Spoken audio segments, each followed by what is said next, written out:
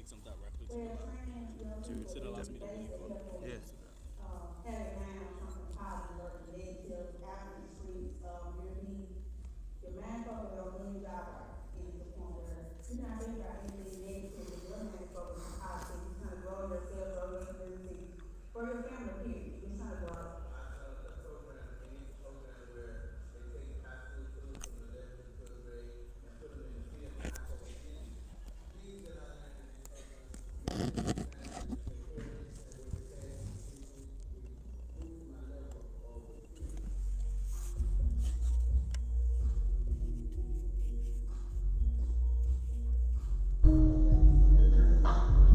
Snacks is in a very unique position. Rap Snacks not only understands youth culture, lifestyles, and attitudes, but Rap Snacks has embraced it.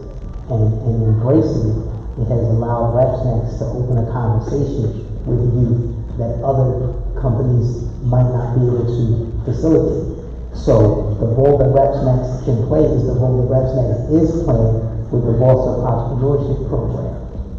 This job can give you an opportunity to be out of the streets and try to train at a young age. You don't have to have a degree. So what it does is give you a great opportunity to start in a career that can benefit you not only for a couple of years, but for a lifetime, but it teaches you a lot of different trades within the distribution company. Our aim is to activate, or should I say guide, the entrepreneurial mindset and build startup skills for youth from under-resourced communities to ensure their success and to create a more vibrant and sustainable society. I was that same kid that was trying to find my way. How did I really get out of the inner city, and how did I become successful? You become successful preparing yourself with knowledge and education that will eventually help you choose the right path. If you consider the history of black people in the United States, you'll understand that after 250 years of enslavement, free labor, there was 100 years of Jim Crow. So that's approximately 350 years of disfranchisement in the black communities. So now you have a population of black people who are reeling from 350 years of disenfranchisement. And the only way out of that is through entrepreneurship and self-sustainability. Y'all ever seen over 100 million chicken? Come here, I keep my chicken talk. 7 million, 8 million, 9 million, 10 million, 11 million. According to Monique Morris, author of Black Stats, African Americans by the Numbers in the 21st Century, black students are disproportionately educated in schools defined as high poverty, meaning 76% to 100% of attending students qualify for free and reduced lunches through the National School Lunch Program.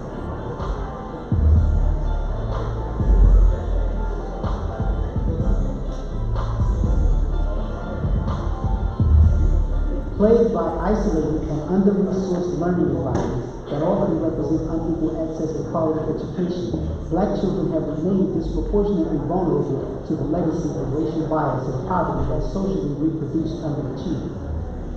The Boss Up program offers students long-term structured, non-traditional, as well as traditional learning in partnership with schools, teachers, parents, local businesses, and their communities. I think it's very important for the local schools, high schools, and the universities to get involved, because it really is as a training ground for a person that might not go into a college or might not be a doctor or a lawyer, but it also offers another career that is really got a lot of good benefits and a lot of good sales opportunities for them to grow. The program addresses the cognitive, social, and emotional needs of youth and program participants with focus on their interests and teaching them how to turn their interests into empowering enterprise. The importance of owning your own business, what it does is it teaches you self-motivation, it teaches you how to employ other people, because then you can help the youth, you can help employ people that need jobs, the best want to get jobs in the world, and it teaches you like self-drive, and then you have to work on yourself.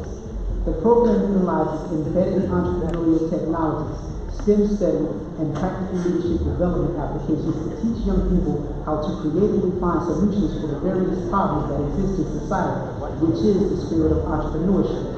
Entrepreneurship education exposes students to the numerous career paths and choices. opportunities our public school systems were not designed to offer nor enjoy. Entrepreneurship can solve that problem by giving inner city youth or these youth with this hustler's affinity a viable and legal and life-sustaining option outside of illicit activity. Paraphrasing Brandon Buston, Executive Director of Education and Workforce Development at Gallup Performance Management Consulting Company, the current education system is measured almost entirely by grades, test scores, and graduation rates. Consequently, we have created a system that is engaging and inspiring only to students who thrive through classic academic measures of success. In other words, those who do well studying, are good at memorization, and do well taking standardized tests are doing just fine in American schools. But what about the rest of us? My name is Stephanie. I am a distributor for Rap Snake. I got into distributing Rap Snake by venturing off to another state and happened to see them in the store, and I found interest in them. Before becoming a distributor, I was a nurse. Teaching entrepreneurship to people in the community would help people advance in life to be able to provide a better living for their family. Everyone is not college-based, so it will give them the opportunity to see what they could produce to be their own business owner. Busty says this system of education underappreciates the massive performance debt that students from poor families and districts face as a result of hunger, health issues, and more, discourages non-linear paths to success such as entrepreneurship, and convinces countless numbers of students that they aren't, quote, college material, end quote. When you empower people to start their own business, you empower a couple of things. First and foremost, you empower confidence. You empower having people understand that there's another way to do it. You can start your own business, you can empower yourself, but you can empower your whole family to be better.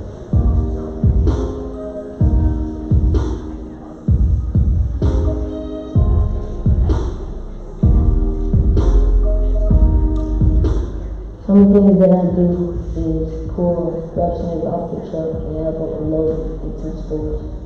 I'm learning a lot about business and distribution. Things I learned is how to communicate with the store. I learned how to stack the chips on the shelves, how to work it fast. These represent compelling reasons for the Rap Snacks Foundation's Boss Up Entrepreneurship and Career Development Initiative and why it's so important to us.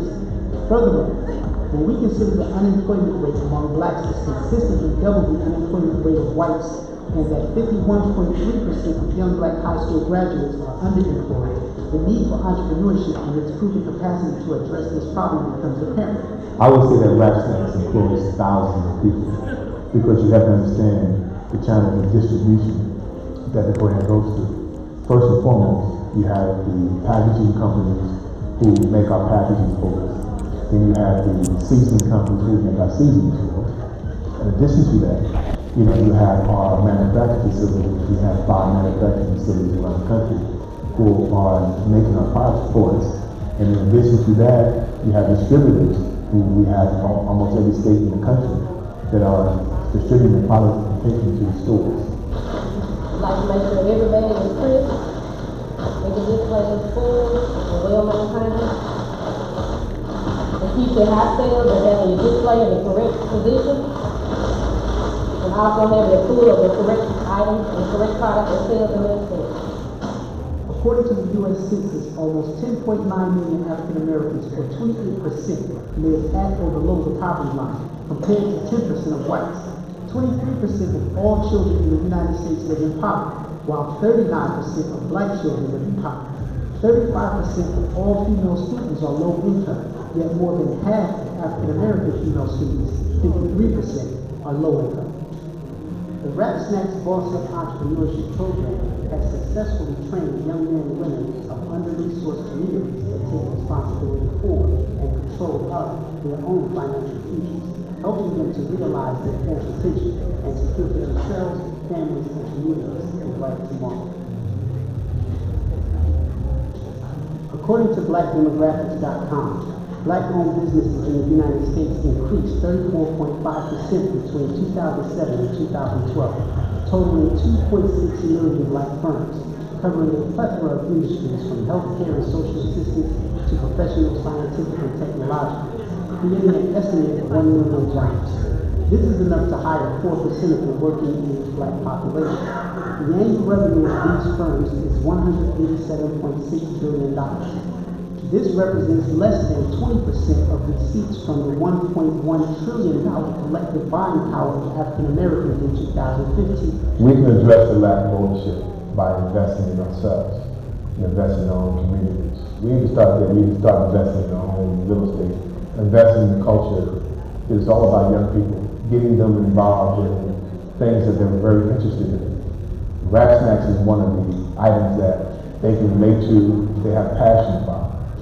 And that's what we're doing with our Rap Snacks brand. We're investing in our young people, and they're investing in us, and it's creating a very powerful movement.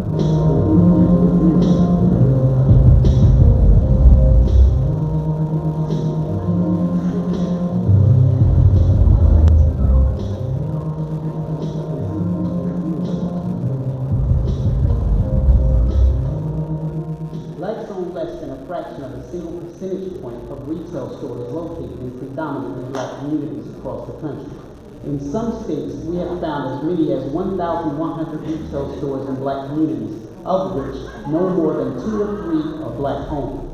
When we consider the products being sold in these retail stores, everything from snacks and bottled beverages to hygiene and cosmetics, and that a whopping 0% of them are produced by African Americans, the picture begins to come into focus.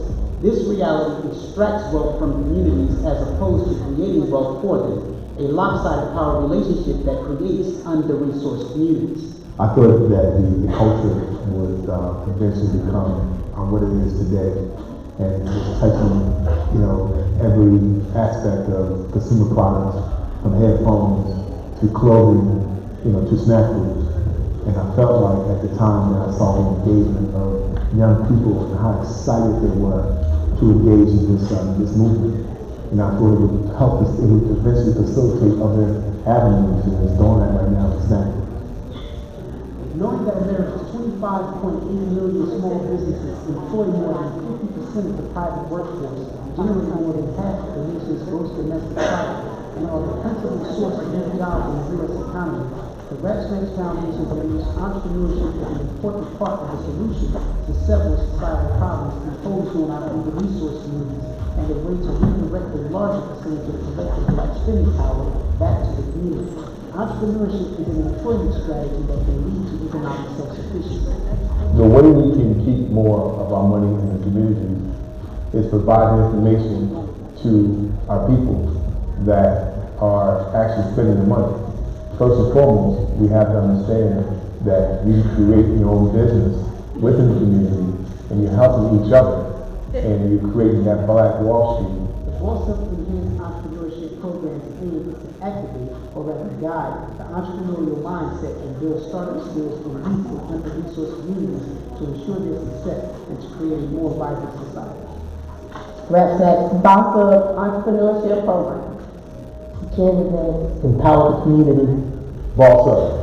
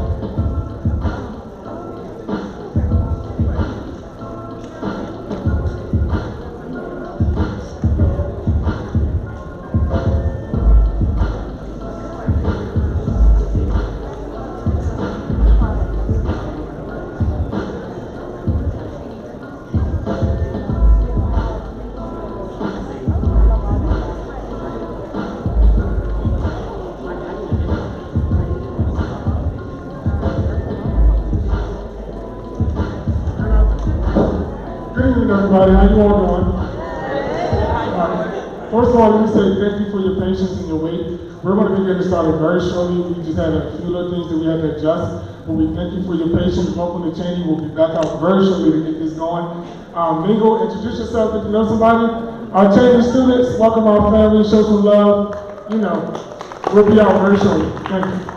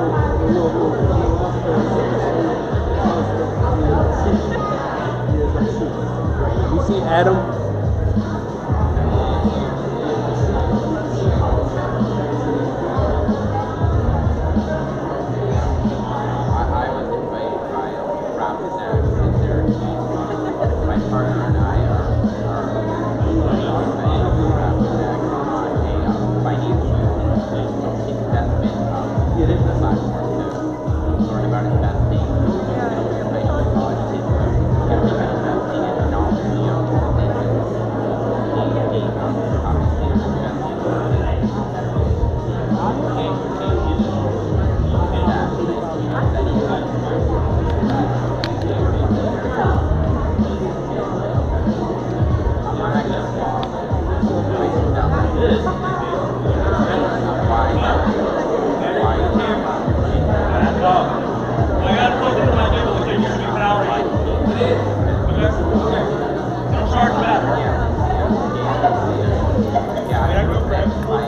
worry about it.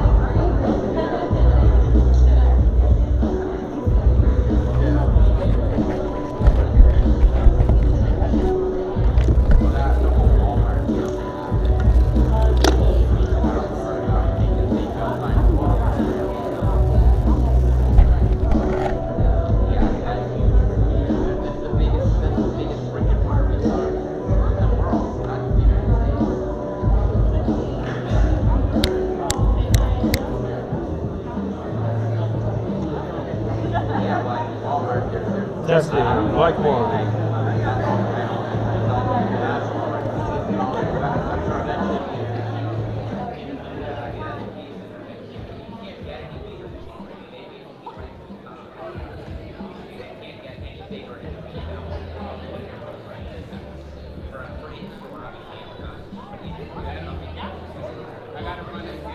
Huh?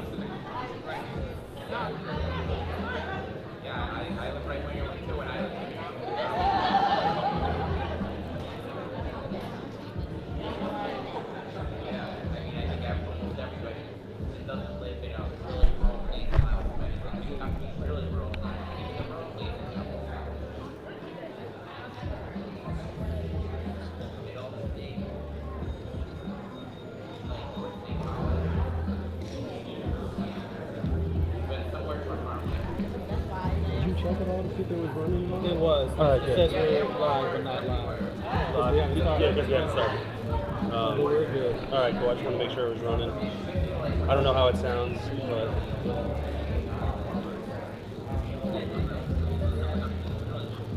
Cool. Sweet. I'm just leaving it wide. 35 times, right? The whole thing gets shown. It's like on a. It should be getting started like about 5. All right, cool. Yeah. As it is.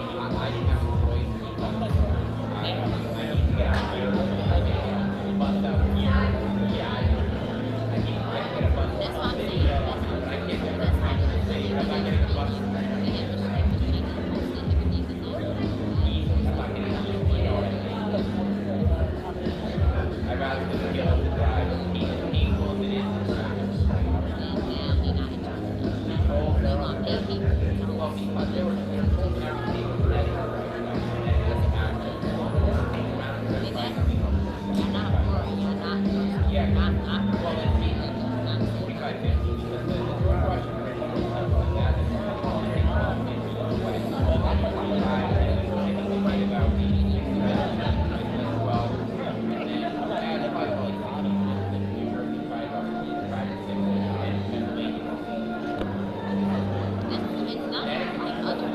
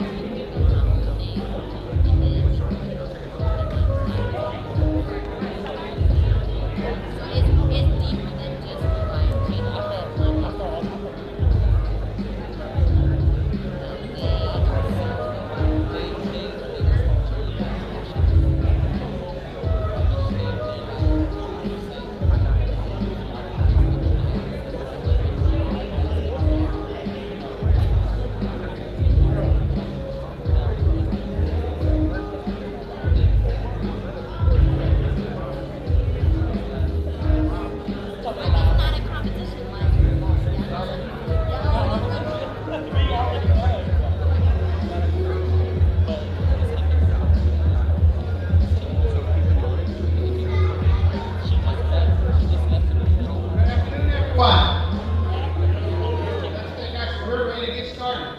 First of all, I'm Aaron Walt, the president of Cheney University, and proud to be here.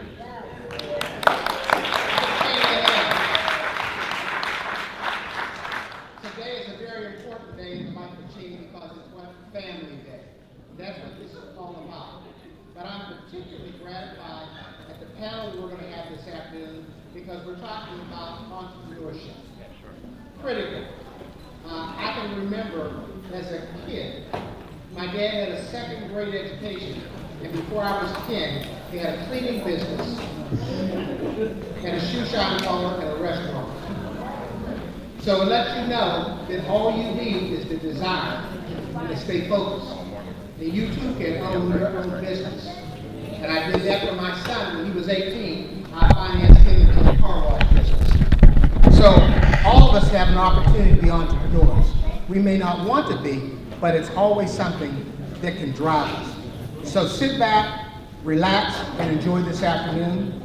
Mr. Word will come forth now and get us started. God bless you and have a beautiful afternoon.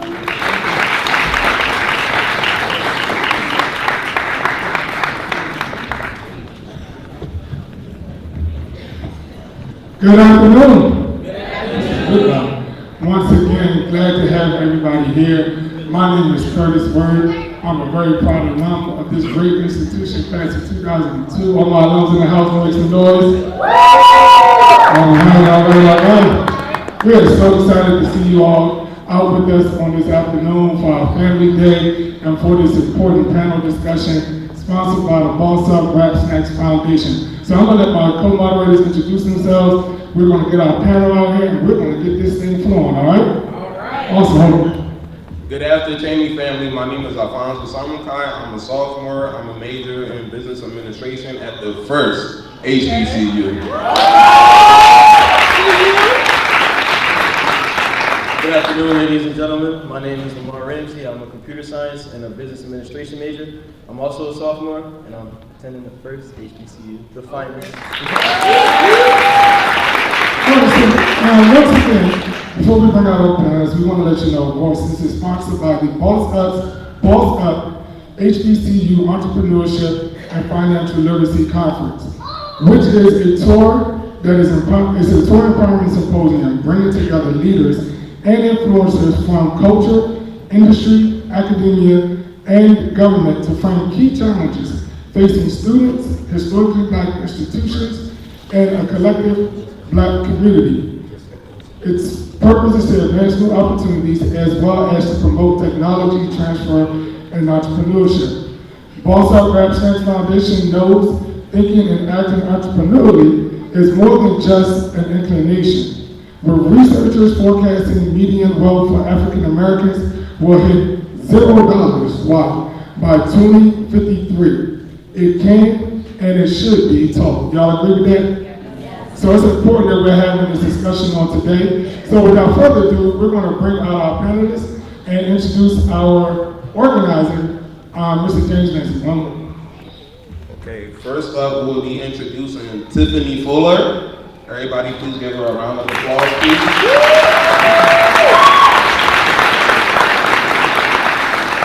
Second on the list, we'll be introducing Mr. Paul Freison.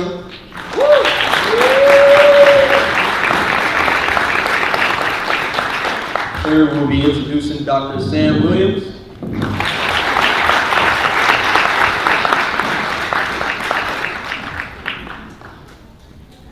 Also, we'll be welcoming Ms. Danielle Jeter.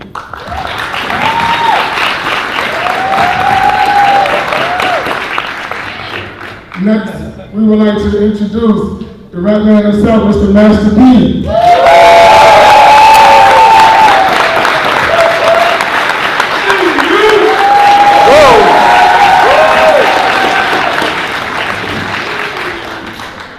And I do want to take a little moment to read some information about the organizer of this event, Mr. James Lindsay, before we bring him up.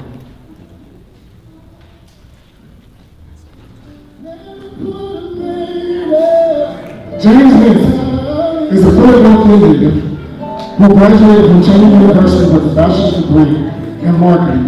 He initially developed his marketing skills while serving as a manager in the consumer products industry for Johnson Products, an ethnic hair company in Walworth, Maryland. These experiences and his desire to own a business empowered him to start Rap Snacks Inc. in 1994. The initial success of Rap Snacks helped solidify a co-marketing agreement with Universal Records. The deal consisted of advertising Universal artists on all Rap Snacks bags. Eventually, the company grew into a $5 million business, selling mostly 25-cent bags of chips. In 2001, Mr. Lindsay decided to expand his product line by purchasing a snack food line called Mr. G Snacks Food. Mr. G was a locally owned Philly brand that was best known for its hot and barbecue cheddar flavored chips. In 2007, Mr. Lindsay launched Soul Food Inc. The first product launched under Soul Food Inc. Foods was a merger between Mr. Lindsay and Sylvia Woods, the queen of soul food. Mr. Lindsay has been in the consumer marketing industry for over 17 years. In 2010, Mr. Lindsay continued platinum-selling record artist Meek Mills by connecting his brand with corporate America and securing brand deals with companies such as Puma, Monster Energy Drinks, and Ciroc, as well as partnering with Monster Headphones to help create the Monster's 24K headphones. Mr. Lindsay also assisted Meek Mills in growing Puma's business an additional $20 million over a 5-year period. He also worked with Master P and his family. Over the past 12 years, he has been featured on CBS Morning Show, ABC's The Jimmy Kimmel Show, BET, Fox News, People Magazine, The Thomas Smiley Show, Black Enterprise, Forbes, and Entrepreneur Magazine. He was also recognized by Business Philadelphia Magazine as the top 100 people to watch. Ladies and gentlemen, without further ado, put your hands together and welcome our organizer, Mr. James Lindsay.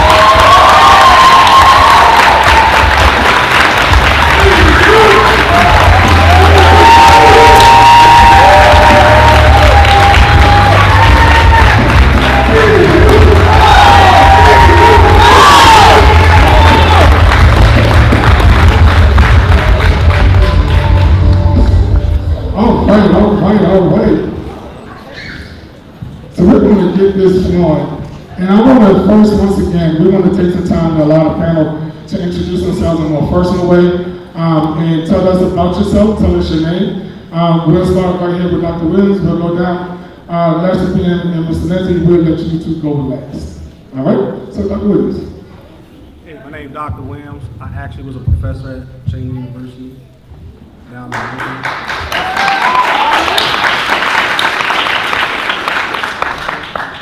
and I got called back to assist with this panel. My company is Best Core Arts and Technology Innovation. It's a nonprofit where we create robots to build apps, business, and that's pretty much it. Thank you, sir. Ms. Fuller. Hi, my name is Tiffany Fuller, and I was invited here today. I was invited here today to discuss my business, which is Financial Wellness, your one-stop financial shop. I focus on financial literacy because I do believe that is the foundation to success. And some of the services that we offer is financial coaching, credit repair, life insurance.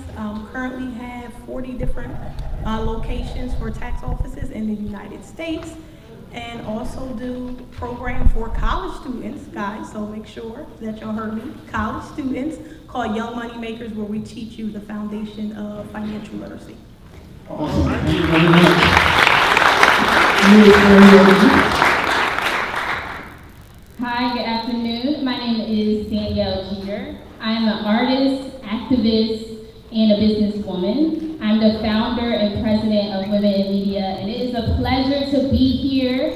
Thank you so much for the opportunity to work on and partner on this event. So the media crew is here from Women in Media. We can give it up for our crew in the house.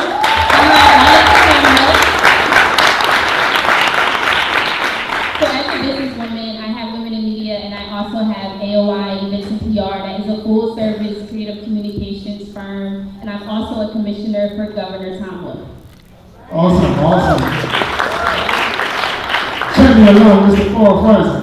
I don't even know if I want to follow that. How y'all doing? My name is Paul Price, in class of 2004, Cheney University. Started my first company here, and out of my dorm room here, it was Crew Hall, which is now just a lot.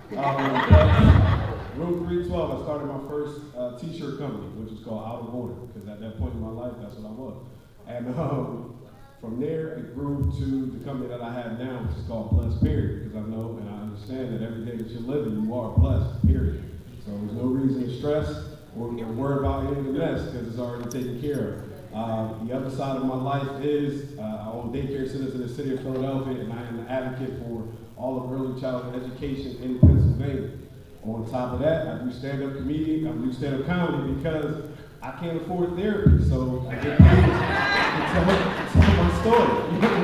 So that's me, Paul Price, and Cousin Paul. So everybody, you can go on Instagram, CUZZIMPAUL, Cousin Paul. So appreciate y'all. Thank you, David. Yes, Pastor Cheney, you want to tell us about yourself, sir? Well, my name is Percy Miller, Master P. I'm a philanthropist. I grew up in poverty. I went from living in poverty to selling over 100 million records independently. I changed my life. I know that God is real. He took me from the hood to Hollywood, and to be able to be here today with James at his school, showing you that it's about us coming together, connecting. So this is about fatherhood for me. This is about change, growth. Everybody that followed me from my music, follow me on this mission to educate the next generation about financial literacy. So that's what it is. Yes, sir.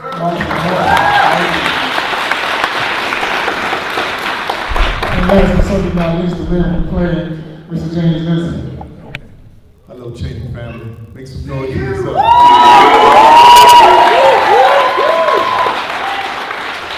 First and foremost, I'd like to thank you guys for coming out. You know, this is like a dream come true for me to come back to Cheney University to kind of give the, this, panel and kind of provide a picture for what me and Master P is doing out here in the business community. You know, we feel like when we support each other, then we can't go wrong. So again, my name is James Lindsay. I'm the owner of Rap Snacks. I also own a company called Mr. G Snack Food, which I bought that company about 15 years ago, and I'm just glad to be here, and you guys are going to be in for a very good panel here today. Awesome, awesome. We give it up for our panel. We appreciate you all taking the time tonight and share some knowledge with us. So what we're going to do is we're going to, like I said, keep this as an open floor conversation. But what I want to do is let's give the audience an idea of what motivated you or influenced you to start your organization, company. What was your start, and give us an idea of what was the drive behind what you were doing right now. Yes, sir. You can start. Well, yeah, so, I consider myself, when I was younger, I used to, get 5 or 6 bags of potato chips and put them in one bag and shake them up, and I consider myself a snack food connoisseur, and eventually I knew I would, start, have a business, featuring snack foods. But in addition to that, if you actually look at these images on our products and consumer products that we buy every day, you'll look at an image like Aunt Your Mama, you got Uncle Ben, and it wasn't really any images that I thought that I can relate to. So starting Rap Snacks really was a motivation for me to kind of, present our brand and our people in a very positive and motivating way. Awesome. Anybody else? Cheney? Yeah, sure. So I finished school, Willingboro High School in South Jersey, and growing up, I was in the arts, I danced, theater, and I was always a student leader. So I knew, and I had 4 older brothers, entrepreneurs, and they really influenced me. So at some point in my life, I knew that I wanted to start a business. I just didn't know when I wanted to do that. So I graduated, and I went to Spelman College in Atlanta, Georgia. I graduated 2010 during the recession. Could not get a job. Could not get a job. So at 19, I took the year off the dance team at Spelman, and I decided to launch my business. And I said, if I don't have a plan A, which was just to get a job, traditional job, I guess I was going to be a school teacher, really didn't have a plan outside of performing, that I would start a business and have plan B. So my plan B quickly became my plan A because that job never came for me. So at 19, I started my business, and I've been in business in October, it'll be 10 years. And I've started 3 companies since that beginning point. So for me, it was out of necessity. And I think when I was young and I put out an atmosphere that I will be a business owner, the universe looked back to me and decided to allow me to do that. So the job, I've never had like a traditional job, benefits, 401k, like I don't know that life. All I know is like, get your own. Gotcha. Oh, wow.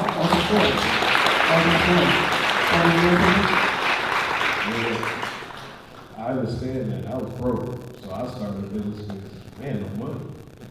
And that's honest. Like most people look at it like, yo, I gotta get a job. Like I did have jobs. Like I tell people this story all the time. Back in 2000, we had a summer break. I worked 3 jobs. I worked at CVS overnight stock. I worked at Hyman Hospital, which was closing down in Philadelphia, the pathology lab. And then I worked at Sam Goody.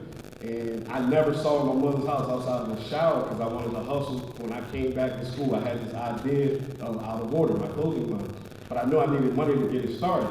So I hustled that whole summer, 3 jobs. And when I got back, I went to New York, bought my first case of t-shirts, bought everything I needed, the press, all that. And right out of the dorm room, I just started going, and it hasn't stopped since. So when you have a vision, that's when you start your job, you start your business. You have to have a vision, you have to have a plan, and you gotta pray.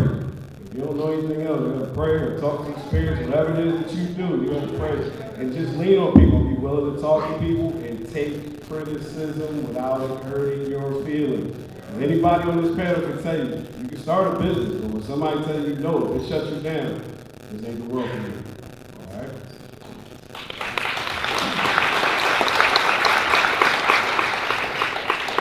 For me, it was poverty, just like you said, being hungry. I grew up in the project, and I lived with my grandparents. So I never had a bed until I went to college. That was my goal, to go to college. I needed to get a bed. Like, people don't realize, I lived with my grandparents. They had 12 kids, and they was all bigger than me. So I couldn't even sleep in their bed. They was like, don't get in my bed. So I was like, I was just happy to have a roof over my head. And I didn't let that pain and that struggle stop me. I said, I gotta get up out of here. Looking out the window, seeing all the crime and the violence, I said, instead of me taking this among myself and saying I want to be like this, which the power of words, most people say, I'm gonna die here, I don't have nothing. I never said I was broke. I always thought the project, I'm living in a mansion. I was just happy to be with a roof over my head. And I said, I'm going to college. I wanted better because I had people in my family that was on drugs, that was doing alcohol, and I seen what it did to them. I said, I need to educate myself. And that's when I started really saying that I wanted to go to college. I think by me going to college, educating myself, it changed my life. I didn't say as a kid I wanted the money. I just said I wanted to go to college, I wanted to educate myself because I seen what all the people around me, the decisions and the choices they was making, from family members to everything. I said, I'm gonna break this cycle. So nobody went to college in my family, and everybody was poor, so that was my goal. I'm going to college. I didn't know where I was gonna go, so I started playing basketball, and I thought the NBA, I'm gonna make it to the NBA. But when I went to college and got hurt, I started realizing we have to have a backup plan. And so my backup plan was education, owning my own business, being an entrepreneur, because I start realizing with this knowledge, I can go further than the people that was around me. So I think college for me really changed the difference, because I grew up in the streets. Gotcha. But I think the education saved my life. So when anybody out there in school, people call you a square. They call me a square, now they call me a rich square. I know that's right. And Dr. Lee, I know you are a nonprofit. If you want to just give us an idea what you go to the nonprofit that you want to see. Yes, so what made me, I know me growing up, I remember my mother, taking care of me and my little brother. We wasn't wealthy, but we wasn't poor. And as life started to progress, I just started to see how my mother worked so hard. She had her own business, and when life started to happen, I call it curveball. They throw them curveballs that you just don't expect. And she started to get sick, and everything was just falling apart. And I personally didn't understand. I said, where's the disconnect? Because she did everything that basically when people come to this country for, they call it the American dream, right? You go to school, you go to college, you get a good job, and you live this happy life. So as I start to analyze everything, I said, wait a minute, that's not the American dream, it's actually the American nightmare. So when I tell you I was studying so hard and I was praying because I wanted to know where was the disconnect, what was wrong, and what I found out was financial literacy. Not only my mother, but people of her generation, also elders over her, they knew how to make the money, right? But they didn't know how to make the money work for them. So this is why I created, financial wellness and pouring it into our community. Awesome. It's definitely needed, especially next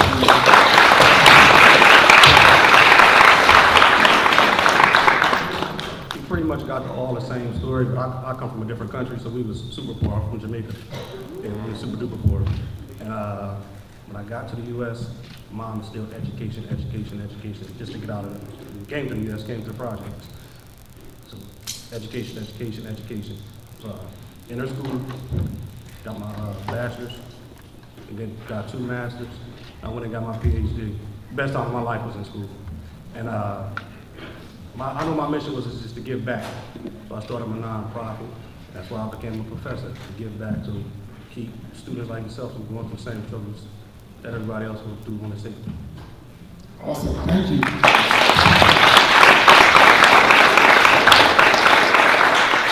So each of you emphasized how important or how education played a role in you getting your start.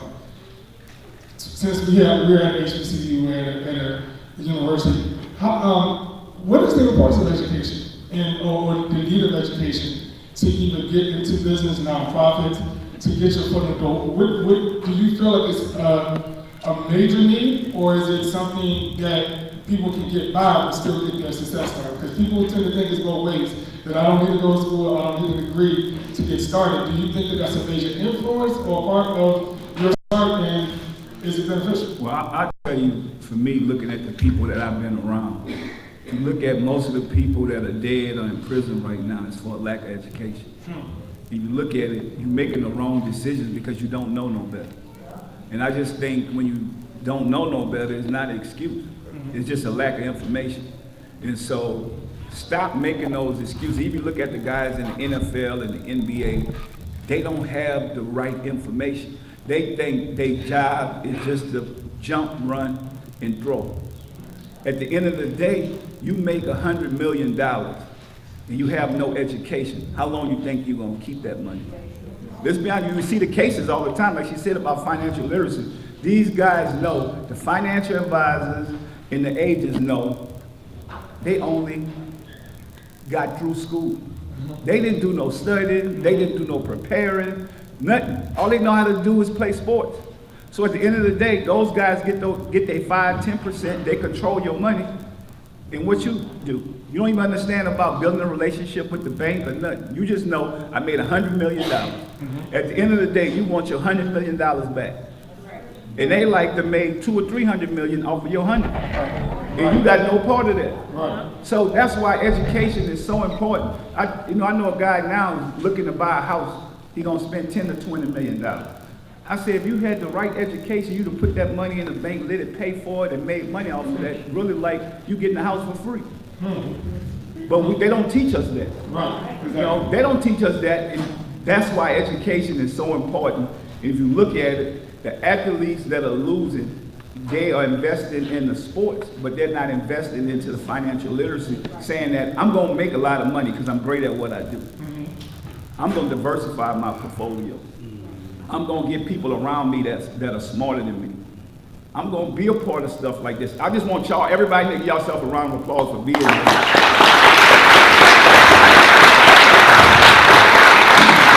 Because one thing I want to tell y'all, if we said it was a Master P concert, this place would be you guys are going to get it. Everybody else want to party and play.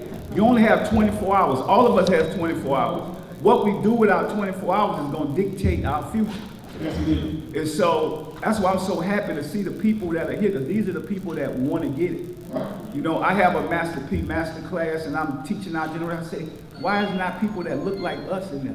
When I do it with other cultures, it's packed. Thousands of people. And we got to point the finger at us because we don't understand how important education is. We just want the money. Totally. Anyone else could get the money, how we keep the money. You got to go to school to understand that. You have to educate yourself. Even now in technology, you guys can go online and figure that out. But you guys don't want to put the work in. But then you want to hate on the next man because he got paper. You know what I'm saying? Like James, he got chips. You mad because he got chips?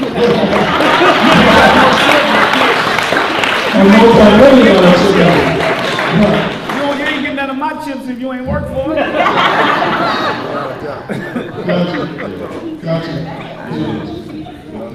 Piggyback off of that, you're absolutely right. When it comes down to this financial literacy, it's something that I've heard a lot. I'm 37. Like I put it out there, I'm old. When I told somebody I came here in 1999, the little young freshman dude looked at me like 99, like yeah, it was a real year, cuz. It was just a song. But when it comes down to it, it's something that I hear in our community all the time. Nobody ever told me about credit. Nobody ever told me about money. Nobody ever told me. Here's the deal. A fool watches people fail and then they follow that. A person with a real head on their shoulders, they watch people fail and they like, I ain't doing that. So what I did was, I'm gonna be real with y'all. When I was here, it was Granite Run Mall and King of Prices up the street. I had 13 stupid credit cards because they told me all you gotta do is pay $29 a month. I didn't know nothing about compound interest. I didn't know anything about if you missed that payment, what that late fee was going to be. And by the time I was like 23, 24, my credit score was like, so it took me to hustle, whatever, do everything I needed to do to get it there. And I never blamed. I never looked at anybody like, well, my mom and dad are going to teach me about credit. My uncles ain't never. No, I went to the library. Yeah, that place still exists. It still exists. Like people are afraid to go there like it give you a disease. The club give you a disease called brokenness. Go to the library. The library has books. Google don't know everything, and Wikipedia is people putting information in. Like, and how they get the information that you trusted. Duh. But anyway, you have to go, you have to educate yourself. Yes, I do get that people have made money by not going to college or dropping out of college, but I guarantee they went somewhere and read something even though they were not in the class and it was not assigned to them. All because it's not on a syllabus or handed to you does not mean it's not there. So if you are in this room right now, step outside of your comfort zone. Go read a book. There was a dude, Bomani Armand from DC, and me and him hooked up a few years ago. He had a song, it was called Read a Book, Read a Book, Read a Book. Yeah, and that was the coolest song. I found him on MySpace, and I drove to DC to shake his hand. That's serious. Like, I wanted to meet him because I was like, this is the coolest song ever. And I got all P albums. Like, I was a P fan, but let's be real, I had all his albums. But that song was like, yo, read a book, read a book. And he had the chick twerking with book on her butt. And he was like, yeah! Like, if you're gonna get crunk with that. Because what do they say? What do they say? You wanna hide something from a black man, put it in a book. And all of us, we walk past bookstores. Bookstores are going out of business. Let me open up a bookstore right now. That's a nice idea, buddy. But I need you to come in here and buy these books, read these books, come have coffee, shake, tea with these books. That we do have bookstores. I'm not saying we don't, but let's just be real. Look at yourself and think, when was the last time I walked in a bookstore? When was the last time I walked in a bookstore and I wasn't like taking a picture of the back of it so I can get it off of Amazon for $4 cheaper? Support the bookstores. We need this. So education is important in every aspect. It can't just be college, because you have to educate yourself day in and day out on things that people aren't putting right in front of you. That's the key.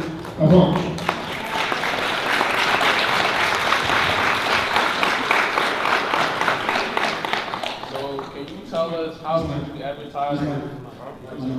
Hello?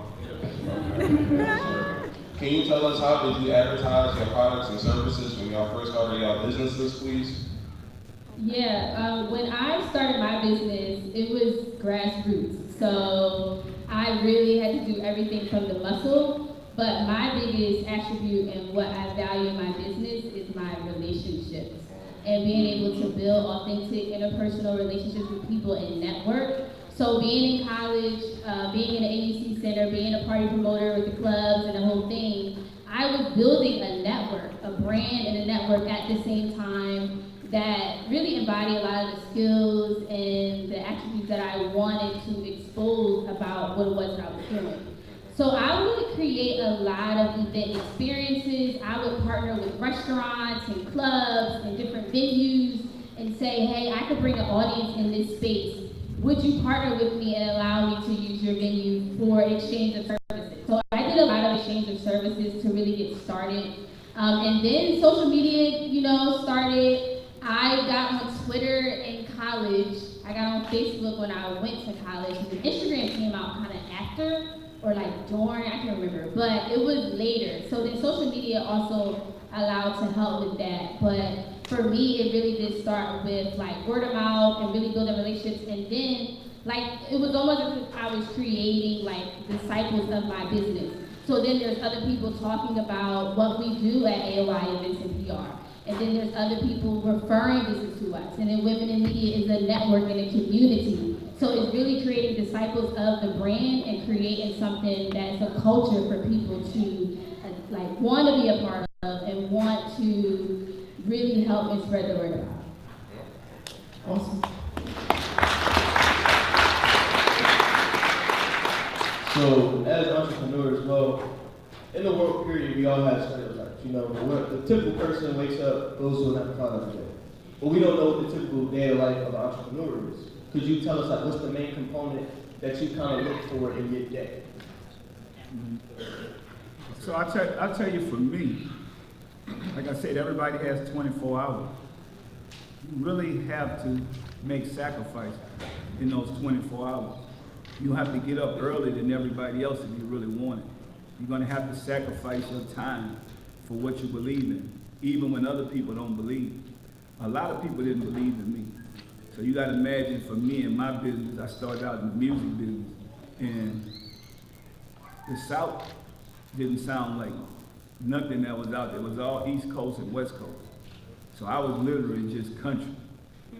So even when I started, I went on a roll with Tupac, and the white guy used to announce us, say, Mr. Peter Country Singer. I said, man, what? Dude, we don't ride on no cows. I got a Rolls Royce. I don't know about country.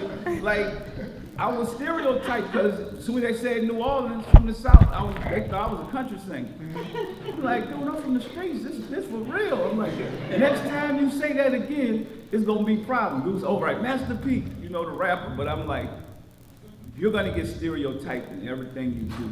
They just have to push you. That struggle and that pain should push you to make you work hard, especially when nobody believes. Even people in my own family told, boy, you ain't going to be, you're going to be just like the rest of us. You ain't going to be like, what? Oh, no, Them haters pushed me and pushed me. I had to get up early, because I know. I said, what time y'all get up? Oh, man, we don't get up till 12 o'clock. I'm up at 5 o'clock in the morning trying to figure it out. Even when they knew that I didn't have a shot, I'm like, all I need is a little window to get in this game, and I'm in. I get one person to believe. So you have to realize that if you push yourself and not worry about what other people think or say, you just have to believe in your business.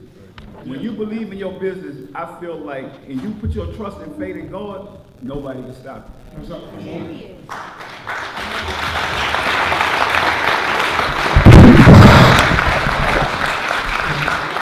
Basically, what P was saying, and what I say every day is that if you believe in something and you're there and you're consistently doing something every day, then there's no other reason why you can't be successful at it.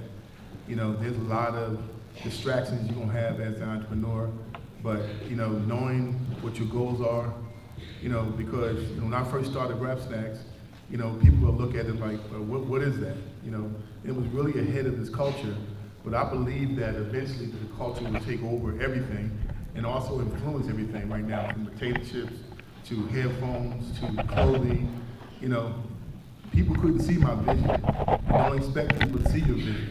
You have to expect you to say, hey, I know what I want, I know what it's going to do, and be consistent every day and do it every day, and you'll definitely be successful.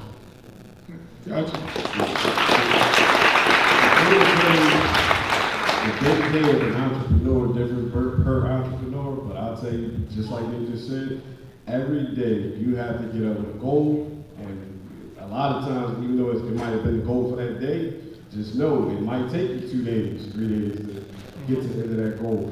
They also interjected straight into, there are going to be obstacles. There's going to be family obstacles, there's going to be friend obstacles. People want you to come to this event, they want you to come to this party.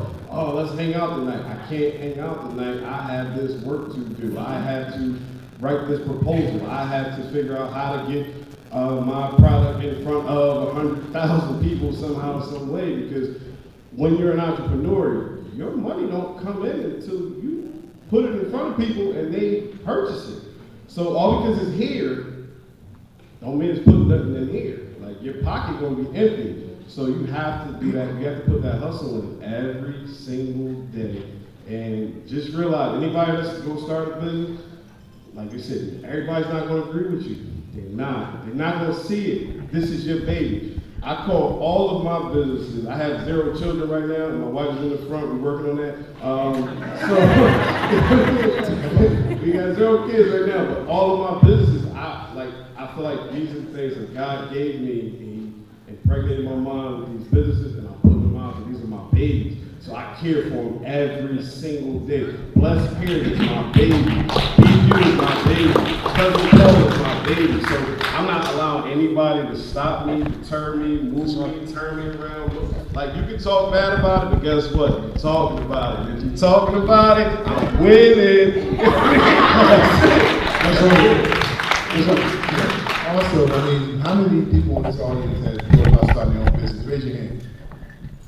Okay, so you thought about you thought about starting your own business, and what was the reason why you didn't start your business?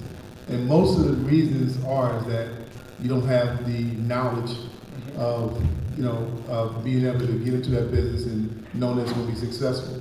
It took me 25 years to get a distribution channel that I can go city. I had to go city to city to sell, Rap Snacks to all these distributors. So a lot of times, if you have the faith, you don't have to know that you're going to be successful. In your mind, you're going to be successful, but you got to take step by step. You got to believe that this is what you want, and that knowledge is going to come. Nobody's going to give it to you. When me and P, we talk to these, most of the up-and-coming young entrepreneurs, we're able to share information. A lot of times people they're not going to share information with you. When I first started, Frito-Lay owned 80% of the marketplace.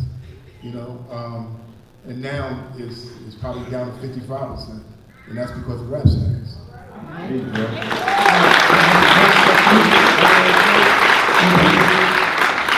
I know I put it out there, but this is real. For all of y'all that's in here, everybody who decided that they want to be here, literally, add Cousin Paul, add me, follow me, call me, talk to me. I am a book. I don't care. You can't hurt my business by me giving you information. Because guess what? What's for me is for me, and what's for you is for you. The only thing I support you. I'll lay it all out for you. I ain't doing the work for you. That's gonna cost you.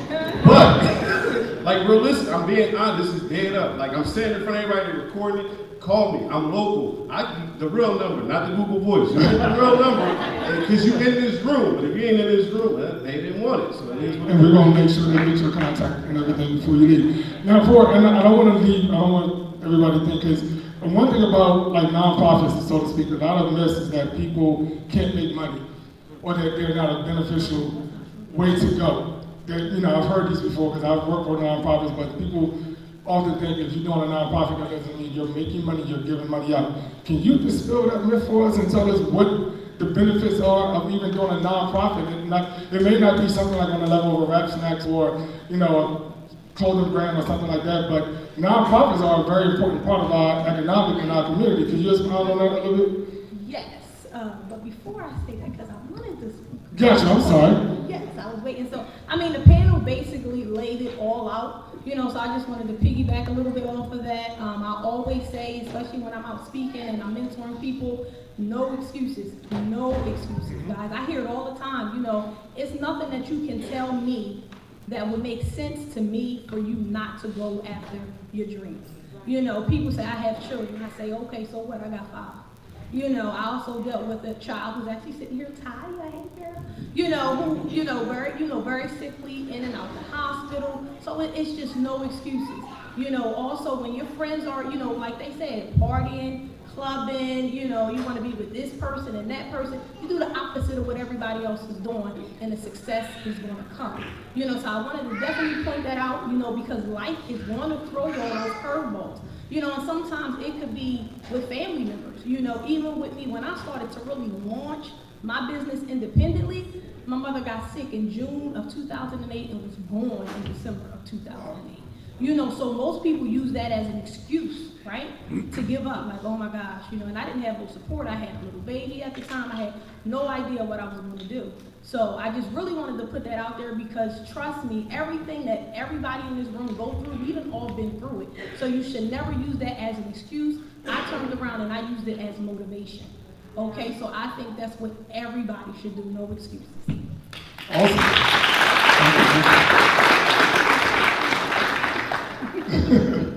All right, so y'all touch a little bit on nonprofit. Yes, nonprofit is actually an excellent way to go. Just exactly like he said, a lot of people really feel that you're not making money when you are a nonprofit business, and that's absolutely not true. One of the great things about becoming a nonprofit organization, you get access to a whole bunch of the government grants. I'm talking about millions and billions of dollars that they have, okay, that they're looking for these nonprofit organizations, okay, so that they can pour this money into your organization. Also with nonprofit, it's definitely structured a lot different, but you also can put yourself on paper, as a nonprofit organization. So that's definitely a good idea. It is public, when you go nonprofit. You do have to have a board, okay, and on that board, you have to have, people leading that actual board. And now let me tell you something, if you are looking to start a nonprofit, you want to be very careful on who you put on that board, because even though you're the owner of that business, the board does have the power to fire you. Okay, so that is something to think about. I don't really want to go into a whole bunch of details about that, but it's definitely a great investment. I did tell you I have financial wellness, but I also have the division of Young Money Makers that I was speaking about earlier, is actually a nonprofit organization. Okay, and with that, that'll allow, when I made that nonprofit, it allowed me to expand it to several different states. Okay, and we actually get grants to actually fund that. Okay, and grants also fund for me to go into different schools. I'm in a lot of different elementary schools in Delaware County, Pennsylvania, including, Chester, Brookhaven, Aston. Also, I am currently working on programs now to get in the state of Delaware within Newcastle County. All through nonprofit.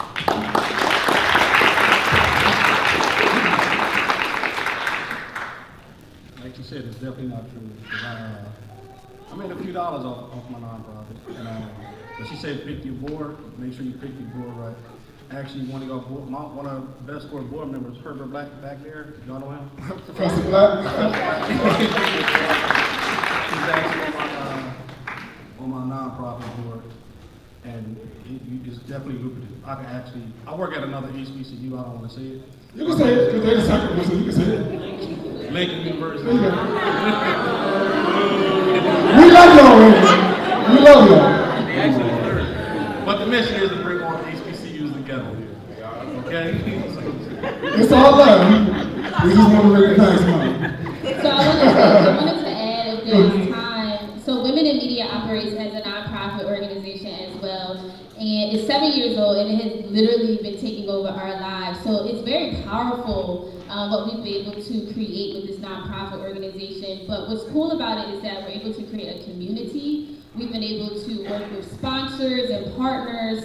And WIM does so well when it comes to our programming, our merchandise, and things like that. So we've been able to really generate a lot of income with Women in Media and continue to grow the organization from, we started out with literally no budget. Like I told y'all before, like my entrepreneurship journey has been grassroots. So we called Temple with an idea and some friends when 7 years ago, I saw a film screening about Philadelphia's art scene and women were not represented in that film. And I have a degree in theater arts from Spelman. So I was offended when I saw that and I began to talk to my best friend Kendra and I said we have to do something to remind women to own their voices because our narratives are missing. I just got home from Atlanta where women were being celebrated and we were given the resources that we need, and then I come back to Philly and it's like, no artists in this film. I said, this is not right. And we began to research what was going on in the industry, and what we experienced was happening everywhere, simmering up to the Me Too movement. So we began to make phone calls, we began to do our own case studies, we brought women together, we gathered stories, and when we felt like we had enough research, it was like, okay, we have something to do. It's time to get busy. So we went to Temple and said, hey, we would love to do a conference here to involve your students and the community at large to bring women together, to empower, equip, and encourage women to own their voices. It has literally been a magnet, and resources continue to pour in because people want to partner with mission work that is changing lives. Awesome, awesome.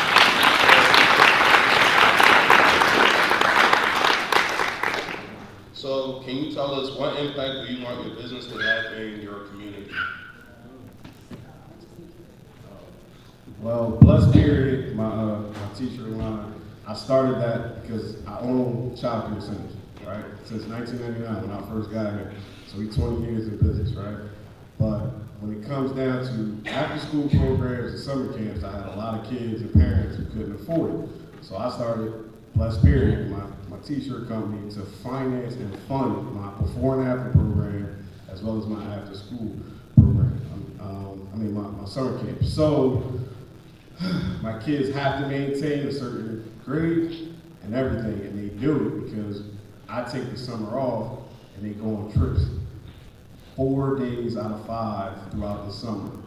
So I believe in experience-based camp and just point blank period. Positive experiences create positive people. And kids who just run up and down the block all summer, they never really read or write or do anything like that or see things outside of the concrete in front of their house.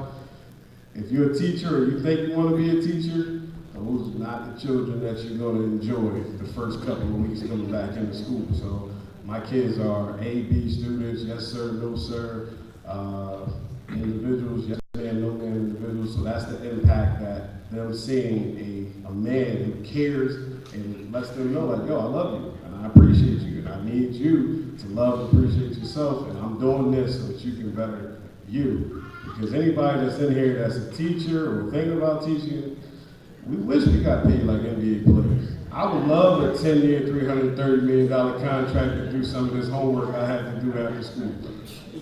But that's not going to happen. So you know, my company impacts the Juniata community right now, and I hope to spread it throughout all of Philadelphia. But right now, we're just highly impacting Juniata, and I'm hoping that somebody hears my voice, sees my face, sees me doing what I'm doing, and they're like, you know what, I'm gonna take Logan, I'm gonna take West Philly, I'm gonna take South Philly, and then as as African American men. Next thing you know, we've created this bond of what they say they do not see, and they see it, and it's there, and it's prevalent, and it's making sense. That's all I want.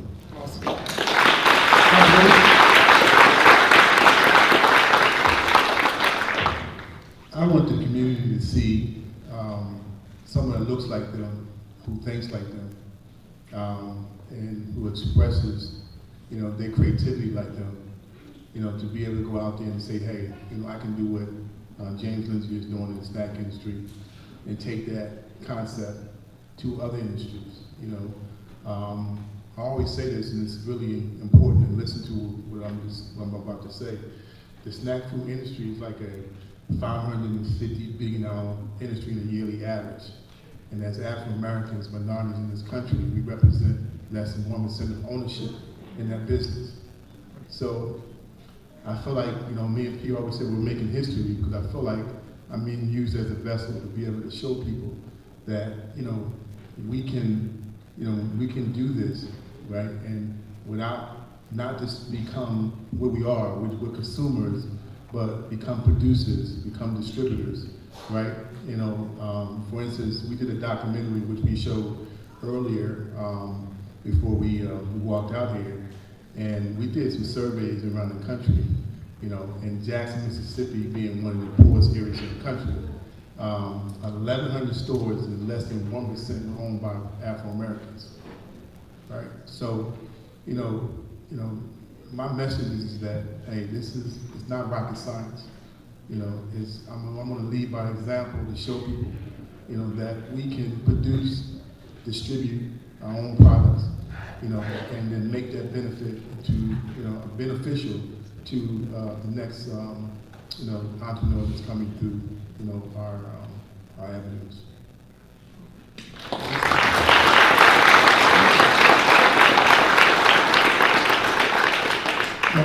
What we're doing in our community is I partner with Cheney Music Group, which is Doobie and Jolly Old Beats. What's that, Doobie? I partner with them. Because we all know they took music out of schools. So now we're going to hit a couple of school districts, and we got a couple of contracts with a nonprofit, and that work. And I also built an app called SOS, Substance Abuse Prevention, which from grades 6 to 12th grade, which it actually has a beacon in it. If you happen to be inebriated or somewhere you don't want to be, you hit the button, and whoever the emergency contacts, it comes straight to exactly where you are, or they can give you a phone call. It'll tell me to take 10 steps to, hopefully you ain't getting high, but it'll tell me to take 10 steps to him, and it works like a charm. And through the nonprofit, we also got grants from the state of Pennsylvania, Delaware County, and a few places, and it was very lucrative. So. And you said this is SOS for what grades again? Say it again. What were the grades that you just mentioned for that app? SOS, Substance Abuse Prevention. And what was the grade levels that you? I thought I was 6 through 12 grade. Wow, 6 through 12 grade. Yeah, because in Pennsylvania they dropped making laws where though you have to teach substance abuse prevention in the school system. Wow. Wow. Thank you. I want to say something about Doobie too. Doobie called me earlier this week. He said, James, I'm really passionate about being on this panel. And I wasn't handling the panel, what have you, but Doobie's a great guy. I met Doobie years ago, and in my days of managing Meek Mill, and he's been a really, thriving, in the entrepreneur in the Chester and area. And I just want to say thank you, man, for being here.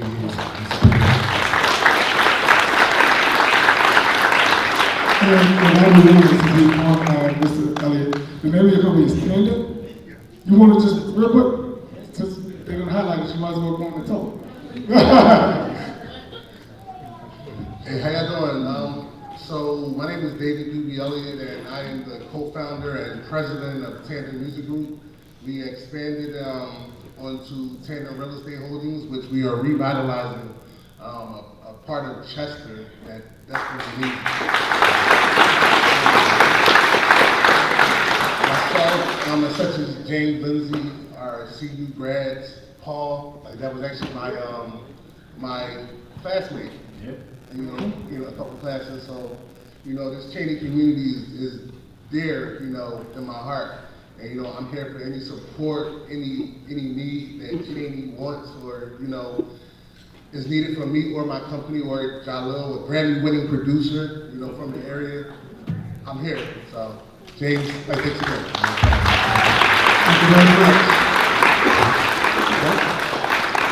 So when it comes to business, we're not all taught about the backside of it, the legal aspects and the tax aspects. So do you have personal accountants or do you personally handle that yourself when it comes to taxes for your business? Because nobody likes when the IRS knocks on your door. So, to be honest with you, a lot of people don't realize if you don't educate yourself with that and you depend on just accountants and financial advisors, they're gonna do what's best for them to get their money. That's why I tell you guys, educate yourself is so important, because at the end of the day, you're gonna be stuck out in the dark. And if you really know that you have a fruitful business, you better educate yourself with everything that goes with that business. And those accountants that you get, that's why I keep telling y'all, I know a lot of people, even these athletes, they don't want to hear that. They think that, oh, this is my guy. He's been with me for 10 years. I say, well, if that's your guy, once you audit him, you can do stuff like that if you don't know. You'll find out how real they really is. This is a real game I'm giving y'all. You can audit your financial people, your accountants, you can audit them. You're gonna find out how real they really are. And then you might as well pay somebody else to watch them if you got that type of money, because that's what they're gonna do to you. You think if Kevin Garnett lost $70 million to a financial advisor, you think they would have lost that to us? You think they'd have gave Kevin Garnett $70 million a day money that they work for and say, okay, well, we spent it. You gotta go to court to fight that, because all you wanted to do was play basketball. And I'm telling y'all right now, financial literacy is so important. They online. Some of those financial guys didn't even go to college. Well, you gave your money to somebody that taught themselves online. And you ain't even tripping. You like, well, because guess what? They use somebody else to say, oh, that's a good guy, won't you take it? So let me tell you guys what I realized in sports. These guys make 100 million, 200 million, 300 million, and they go find a guy that they don't know, that they just met 3 months ago, and give them all their money. Now you wouldn't give one of your relatives, your mama, your cousin, let's be honest, you wouldn't give them, you ain't gonna give them 10 hours? No, what you gonna do with that, Auntie? You live in the project. But you just met a guy 3 months ago, and he's controlling $100 million of your money, and you don't even know where it's at, and you just go to practice. Man, I'd be like, Coach, I can't make it today. I gotta go check on this dude to make sure I just gave him my money. So that's what I'm saying. So think about this. A guy come up to you, and these financial advisors are not gonna ask you for no money because they got theirs off top. They took their 5–10%, so you don't even feel it. But if your mama come say, son, I made you, I've been there for you, I took you on trips, I fed you, I clothed you, you think I'm deserving of 10% of what you make? Mama, why you want 10% of my money? You don't know think about it. You just gave a guy you just met 3 months. You just gave, because you ain't looking at it. Let's be honest, we from the hood. Look at this, y'all. I want y'all to look at this for real. $100 million. What's 5% of $100 million? How much? 5 million. So you're gonna meet a guy 3 months and give him $5 million. Your mama done raise you, to change your diapers, and I bet you ain't give her $5 million of that 100. So that's what I'm saying is embarrassing, and then we get caught up because we're not educated. We don't want to tell people, man, I made a mistake. It ain't a mistake. You have to admit those mistakes and move past it. So that's all with education. So you saying, should I not know about that? You should know about it. Just as well as you playing, I tell people, if you're playing sports for 4 hours a day, put 1 hour a week out your time on financial literacy and see how much money you're gonna have. Wow. Wow.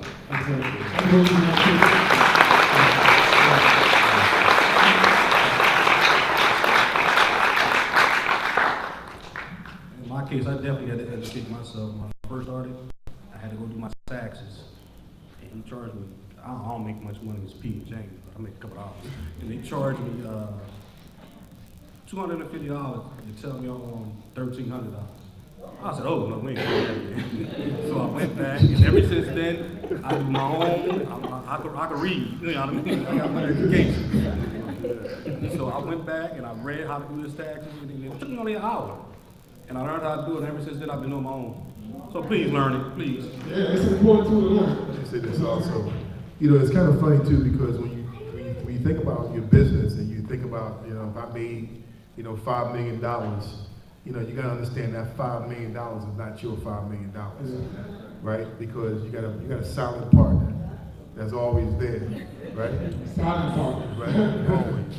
And what happens is, and I would say particularly with the athletes, is that, you know, they'll spend all the money, even rappers too, and I'd say, they're gonna spend the money, you know, and the time to pay the taxes, there's no money left to pay the taxes, right?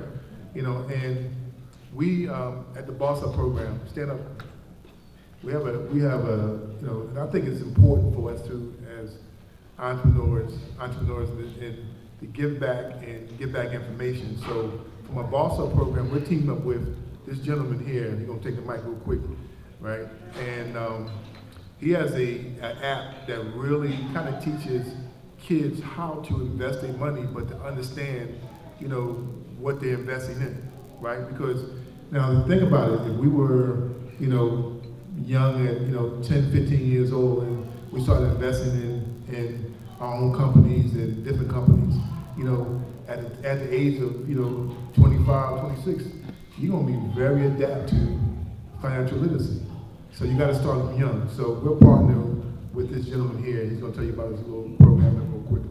Good afternoon. I just wanted to thank everybody for having me. You know, we have an App-Stock team up, but we're partnering with Boss Up, and we're going to launch a new site in App-Stock Boss Up, and it's going to bring people financial education specifically in the stock market, and people will be able to compete with one another. We'll be able to go to schools, colleges, you'll be able to compete with your classmates, with other colleges, and grade schools as well, and it will create the knowledge and the confidence in the stock market so that each of you and everybody can take advantage and bring the financial to themselves and really go ahead and then invest that money as you get older and create that wealth. And without that knowledge, without that education, you're not going to have that success.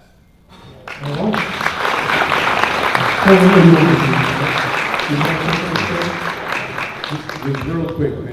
Everybody in the audience, just say these two words real loud. Financial literacy. Financial literacy. Get those two words, hold on to them tight. Like you can say Instagram, Facebook, financial literacy. You have to understand how to play with your money. I have been up, and I have been down, and I have been sideways. But what I've learned is, at the end of the day, as long as I figured out how to take care of the money that I had, how to help it grow, how I can actually help other people grow, or whatever it may be, it's all in that. It's all in your literacy of how you break down your finances. As far as you asked about accountants, I had dinner with my accountant last night.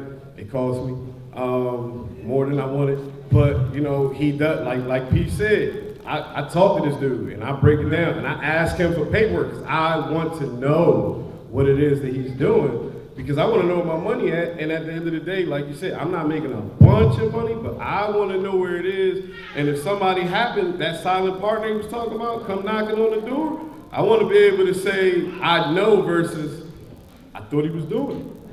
Because they ain't trying to hear you thought that they was taking care of your money. Like, you going to jail or wherever they decide to put you. Like, let's be real. They not playing with you.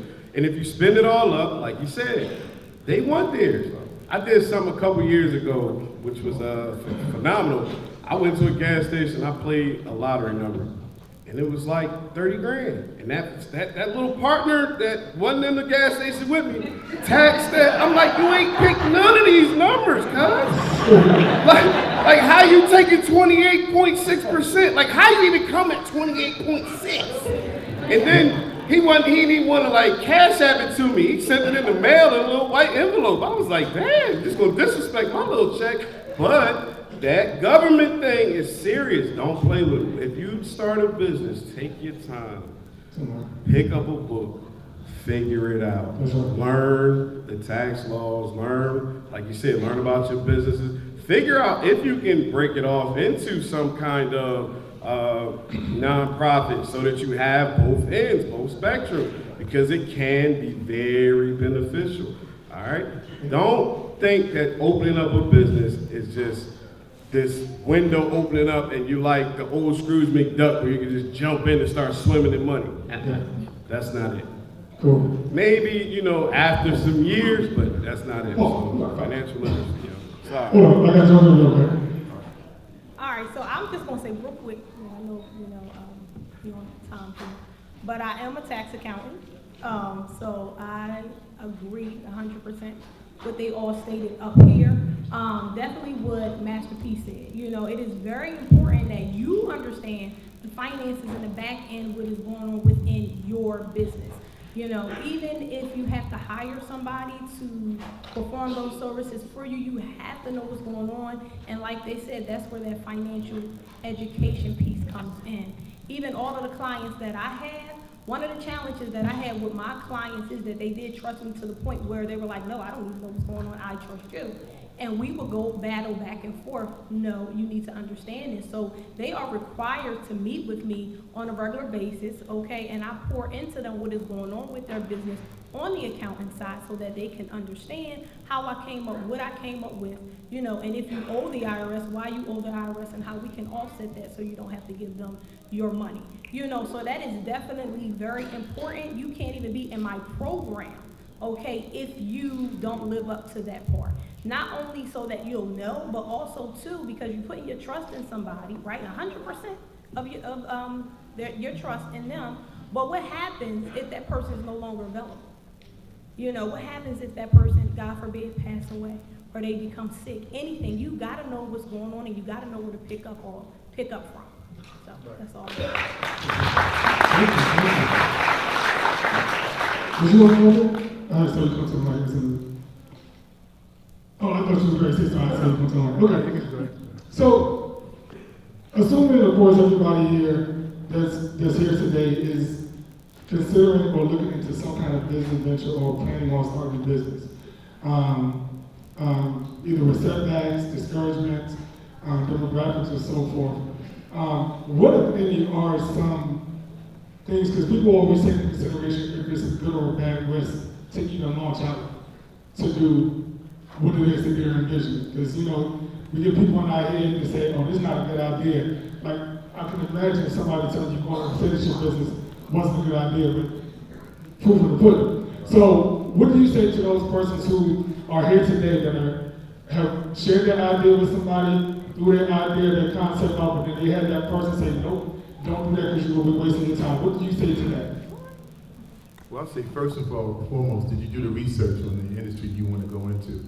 Because that's really important. If you did the research on the industry and you feel like you want to go forward, that means you know it's going to work.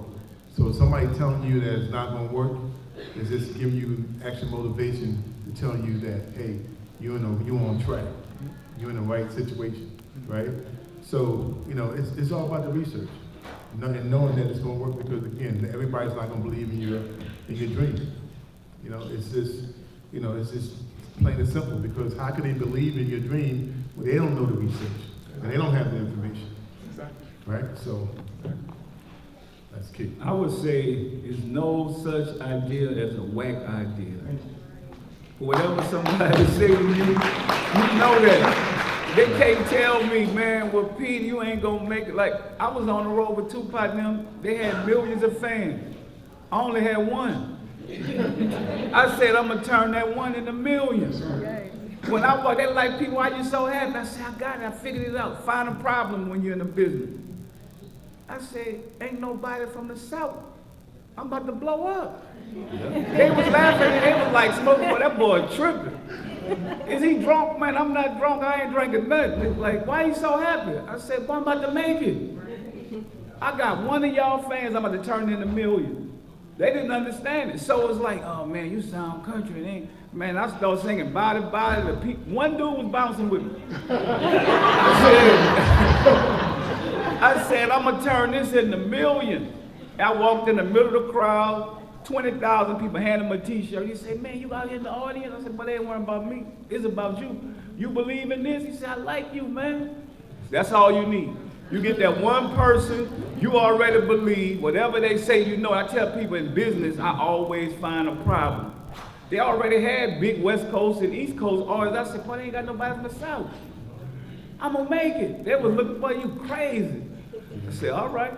And think about this. I took that one fan, I went, worked hard. Everybody was wearing black back then. I said, but I'm about to wear white. I'm the ice cream man. I said,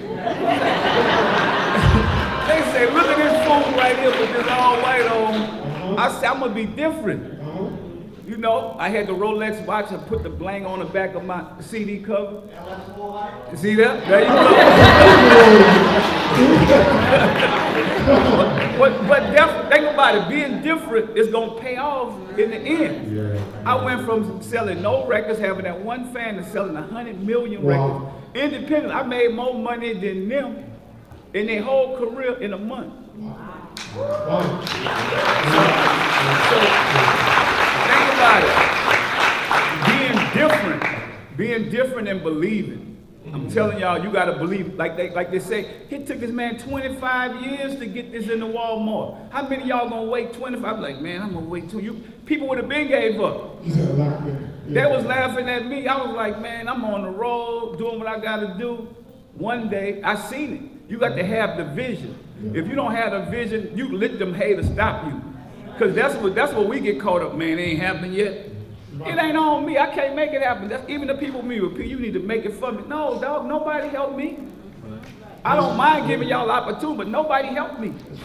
I had to help myself. I took the little money I had and invested in me. If I only could buy one t-shirt, that's what I can afford. Give me one t-shirt. I don't need to buy 1,000 when I know I got bills to pay. So you just have to be the best you. That's right. You know, it reminds me of a good story too.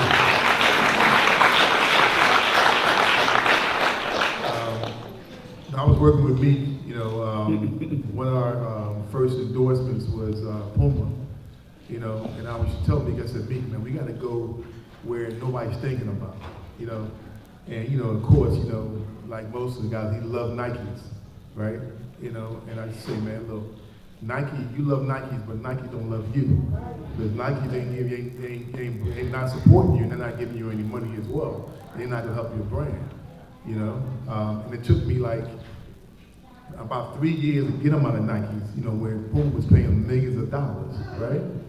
And now you look at Puma now, you know, that was a segue to, you know, all the other people like Rihanna and other people really getting that brand. And then after that, he saw like, wow, Cheney, you was right. I said, but you have to have the vision, because what happens is these brands out there, they're going to use these artists, you know, till they can't use them no more. They're not hot no more. You know, when Meek went to jail, we had like $10 million on the table, right? And 6 months later, it was all gone. You know, because again, they couldn't use him. He wasn't hot no more, right? You know, so we gotta understand, we gotta keep investing in us.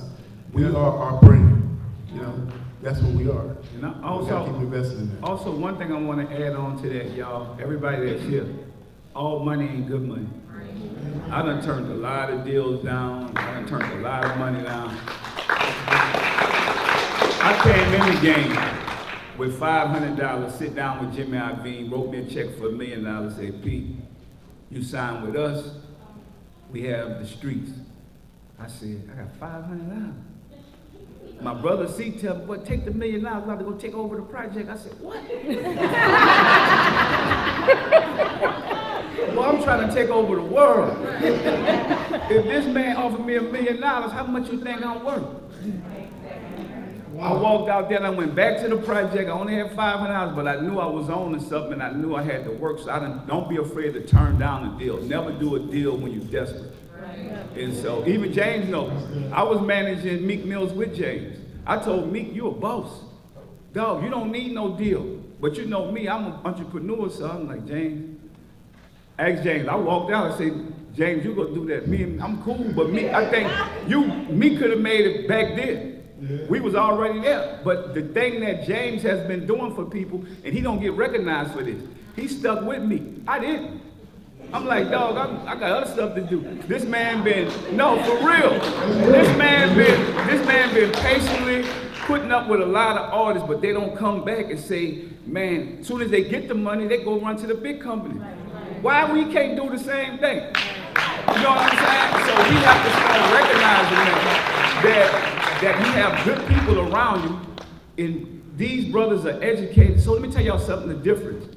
We've been through, like you say, the ups and downs. Me and James have made money, lost money, get it back, go do. That's how God works. He put you through something to see what you could do with it.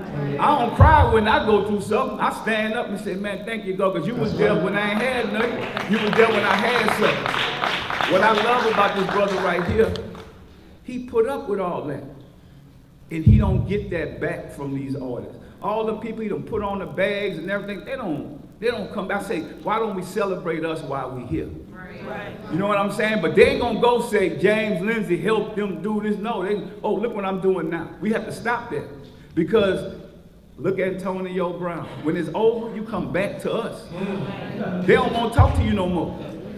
Think about it. All those athletes that make it, when they get done, they're coming back to us. We're going to probably be the one, and I know James going to do it every time because he loves the people around him. We still going to help him. Even when they can't come back to you because they done with you. Once the system done with you, you done. Wow. So we have to start appreciating each other. Because what I said about this, I see Nipsey Hussle. Now you got Nipsey Hussle jerseys, Crenshaw. What about when he was alive? Like, for real.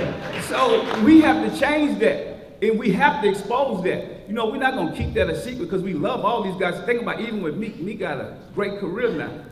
But he's been through the fire, but people have been there too. And so that's what I'm saying, because I know, like I told James, I'm gone. Man, look, I got money. I don't know what else, I'm gone. Now you deal with that. You know what I'm saying? And he done put up with, I'm telling y'all, he put up with a lot of stuff with a lot of people, but he don't get the credit. Just like he said, for the Puma, now you have Rihanna and all that. That was James' idea. You see what I'm saying? But he ain't gonna get the credit for it. So we have to start giving our people credit while we're here.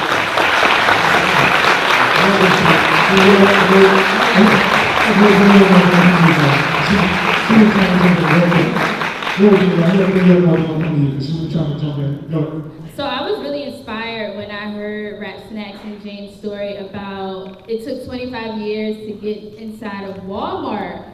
And it inspired me to keep going, because I'm like, okay, AOI is only 10 years old, and Women in Media is only 7 years old. Like, we're literally just getting started. These businesses are still very young. And like, I have to talk myself out of like disappointments and difficult times, because being young in business, being a young Black female in business is difficult. Like, it's difficult, you know? And so I would say to young people, if you have an idea for a business, start now, start young, because you can really grow with your company. You can retire yourself at a young age. You can retire your family. You can create a legacy for your community and for your family while you don't have dependents, while you don't have a lot of responsibilities, while mom will allow you to live at home for free or for little rent, and you don't have a lot of bills. So it's really great while you're in school at a university where there's resources, there's things that will help you grow your companies at a young age. So if you want to get into business, now is like the time to do it. There's a resource that you should look up. It's edx.org. And it's a free online website, right? Where you can take free courses that was created by Harvard University and also Massachusetts Institute of Technology. They have courses on computer science, business, management, engineering, humanities, and you can sign up. It's free online courses. You can continue to teach yourself about the things that you need in your business. So I didn't go to college for business. I went to college to be a performer, and Black history, you know, activism. And now I'm in business, so I have to continue to educate myself as I'm growing and growing the community around me so that we know what we're doing as we continue to grow our company. So I would say get started right now.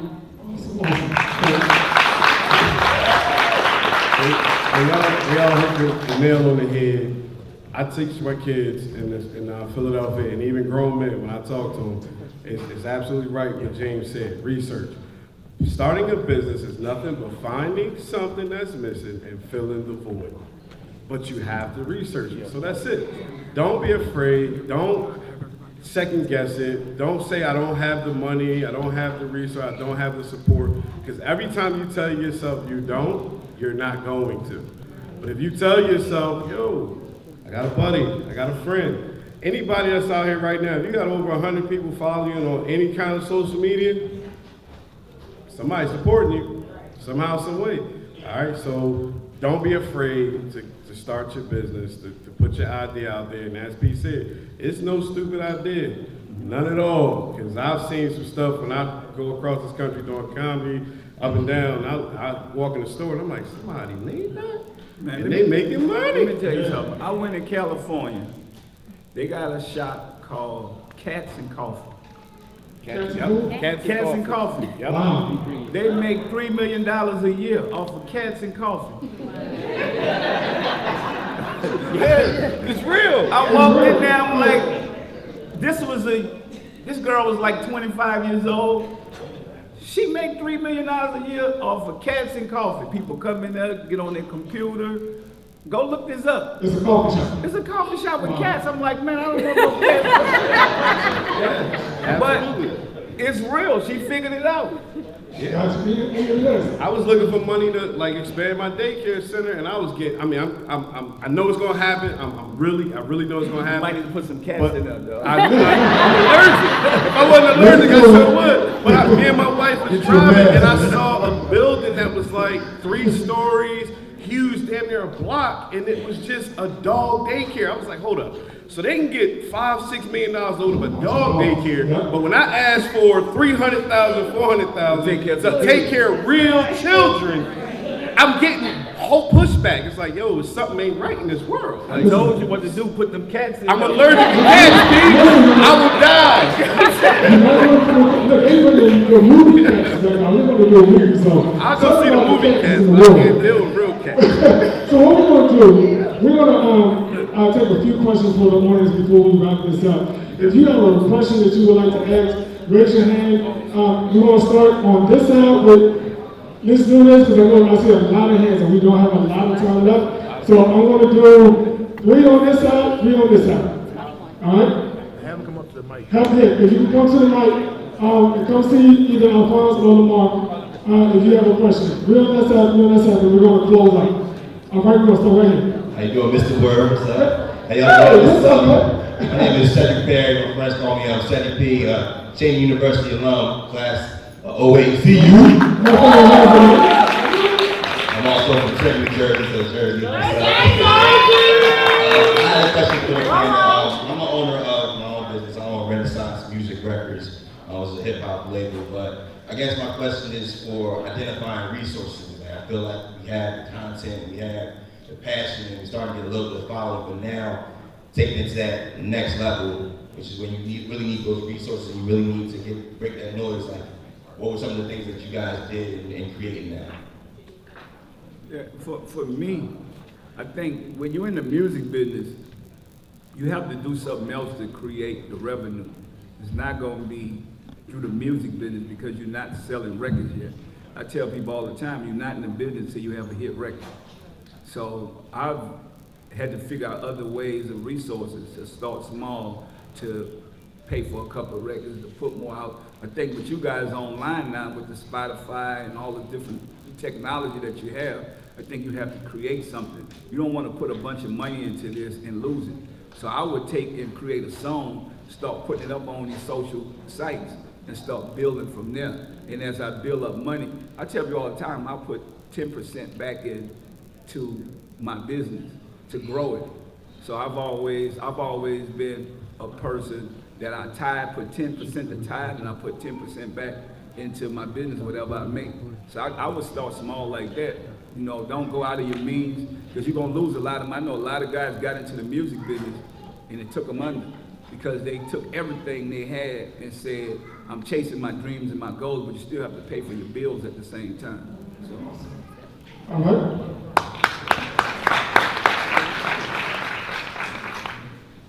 As a parent, I know that environment matters, and all of you stepped out into fields that you were not normally in.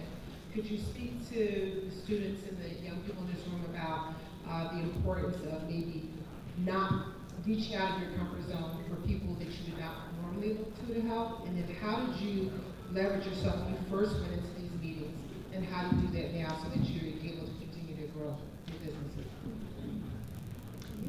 So for me in business, entrepreneurship, or even just life in general, my decisions are based off of my passion. So I've never allowed my passion to die, my talents, my God-given gifts, and I literally follow those and I allow them to navigate my steps.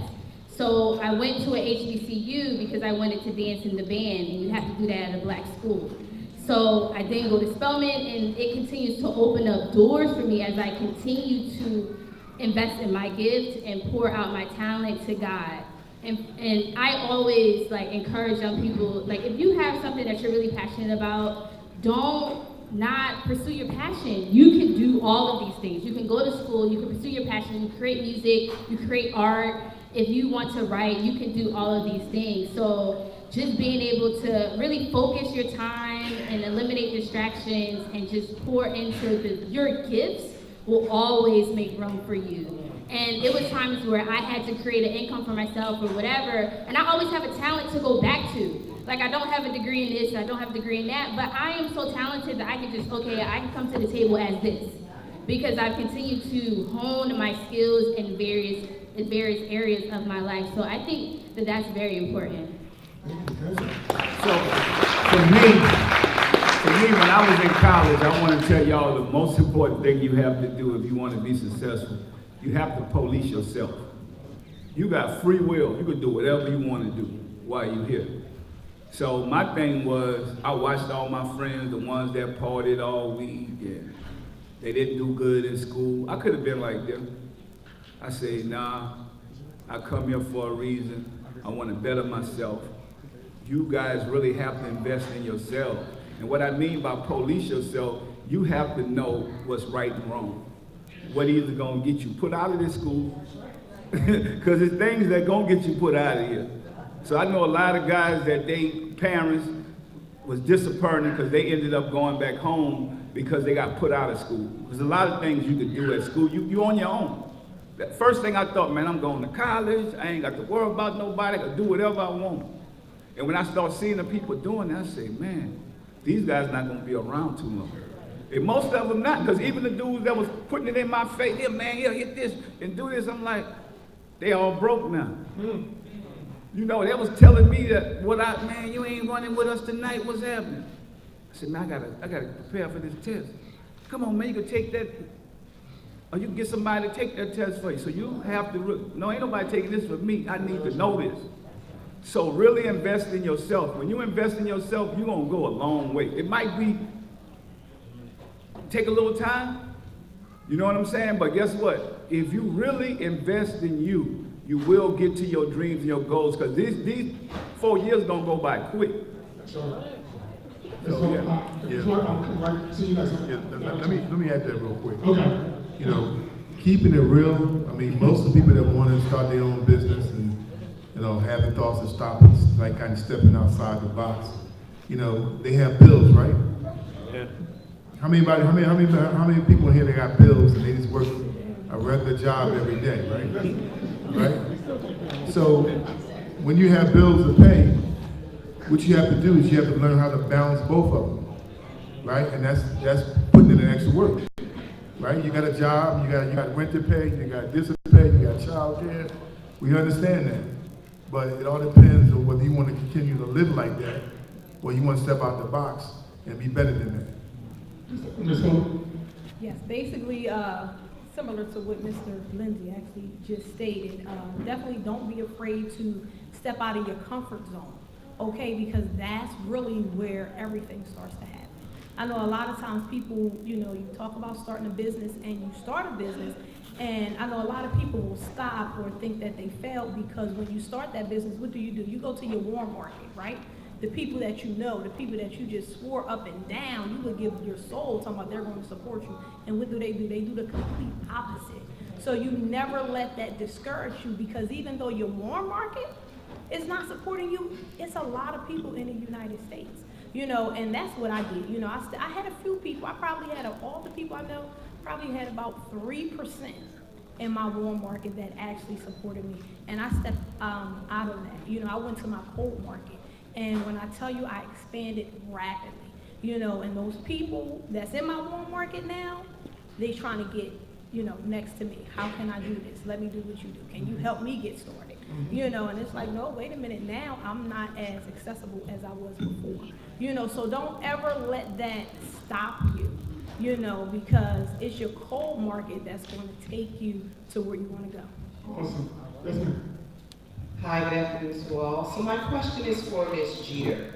I'd like to ask you a little bit more about your organization, Women in Media, as far as some of their active activities. Do you guys have monthly film screenings, support women filmmakers? Is there a time where you guys come together? And part B, are you open to partnering or working with the American Black Film Festival?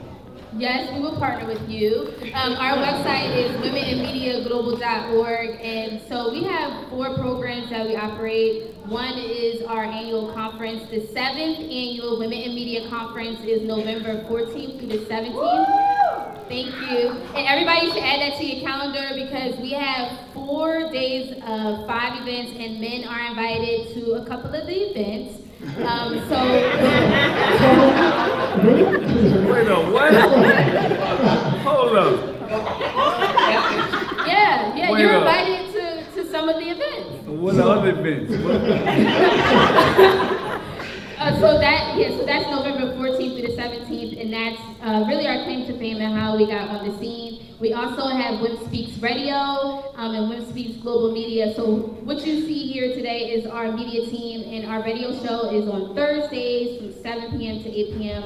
on 106.5 FM. We also have a wellness program, and so One Wellness is all about investing in the woman outside of her profession. So mind, body, spirit, soul, we invest in a woman holistically. And then we also have our Leadership Council, which is in its 2nd year. And so the Leadership Council is really a professional training and operations arm of the organization where we have a cohort. You go through the cohort and the women grow, Women in Media. And so we're looking to launch our membership. We do work right now in Philadelphia, Atlanta, and more cities to come. Okay. So we busy. All right, well, thank you. That's important to know. Austin's got a big meeting coming up, and we've got something big and better. So I'll be talking to you after this. Let's Thank do you. it. How you doing? My name is Darryl Arnold from Global Media. My question, I had something to talk to y'all about. I have a hip hop cartoon called Superhood Heroes. We got 2 deals. We got a toy company and a video game company. We don't want to deal with them, but it's y'all can this project, $1 billion project, and that's it. I love it.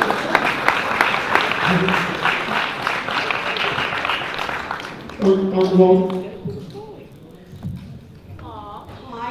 First of all, I'm Dr. Walton, Dr. William Walton of the First Lady of Cheney University. I want to thank all of the panelists and everybody here. You're here for a reason. You're not here by accident. And there's something that you're going to get here that you can take and make it with. What I have is just a point of information. Everybody needs financial literacy, but I want to give a website where people can go and read all the way through it. It's a website that is a collaboration between Khan Academy, K-H-A-N, and if you've never heard of Khan Academy, it is a free online academy that has a multiplicity of courses available to help you free of charge. And the other collaborator is Bank of America. So the web address is bettermoneyhabits.com. It teaches you about credit, good credit, bad credit, about financial planning, and it is a financial literacy website that's free and reputable.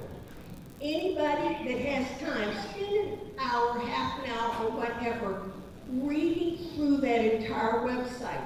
You will walk away better educated. Yeah.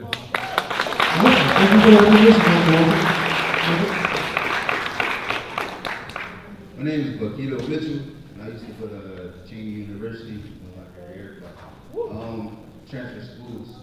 And a little small story about myself is that growing up, I always tried to find a way to find a solution to anything. I remember when I was in middle school, I used to sell, little click pencils, because everybody had the wood ones, but they wanted the click ones, so I used to sell those in school.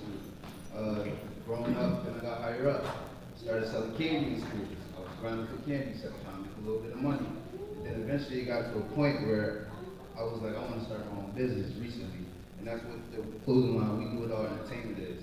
I found a crazy solution for any type of entertainment where it's like we got DJs, vocal artists, visual artists, photographers, videographers, I have a public speaker, we have a mascot, and we also make clothing. So we do it all, literally. And that's the shirt that I had gave to gentlemen.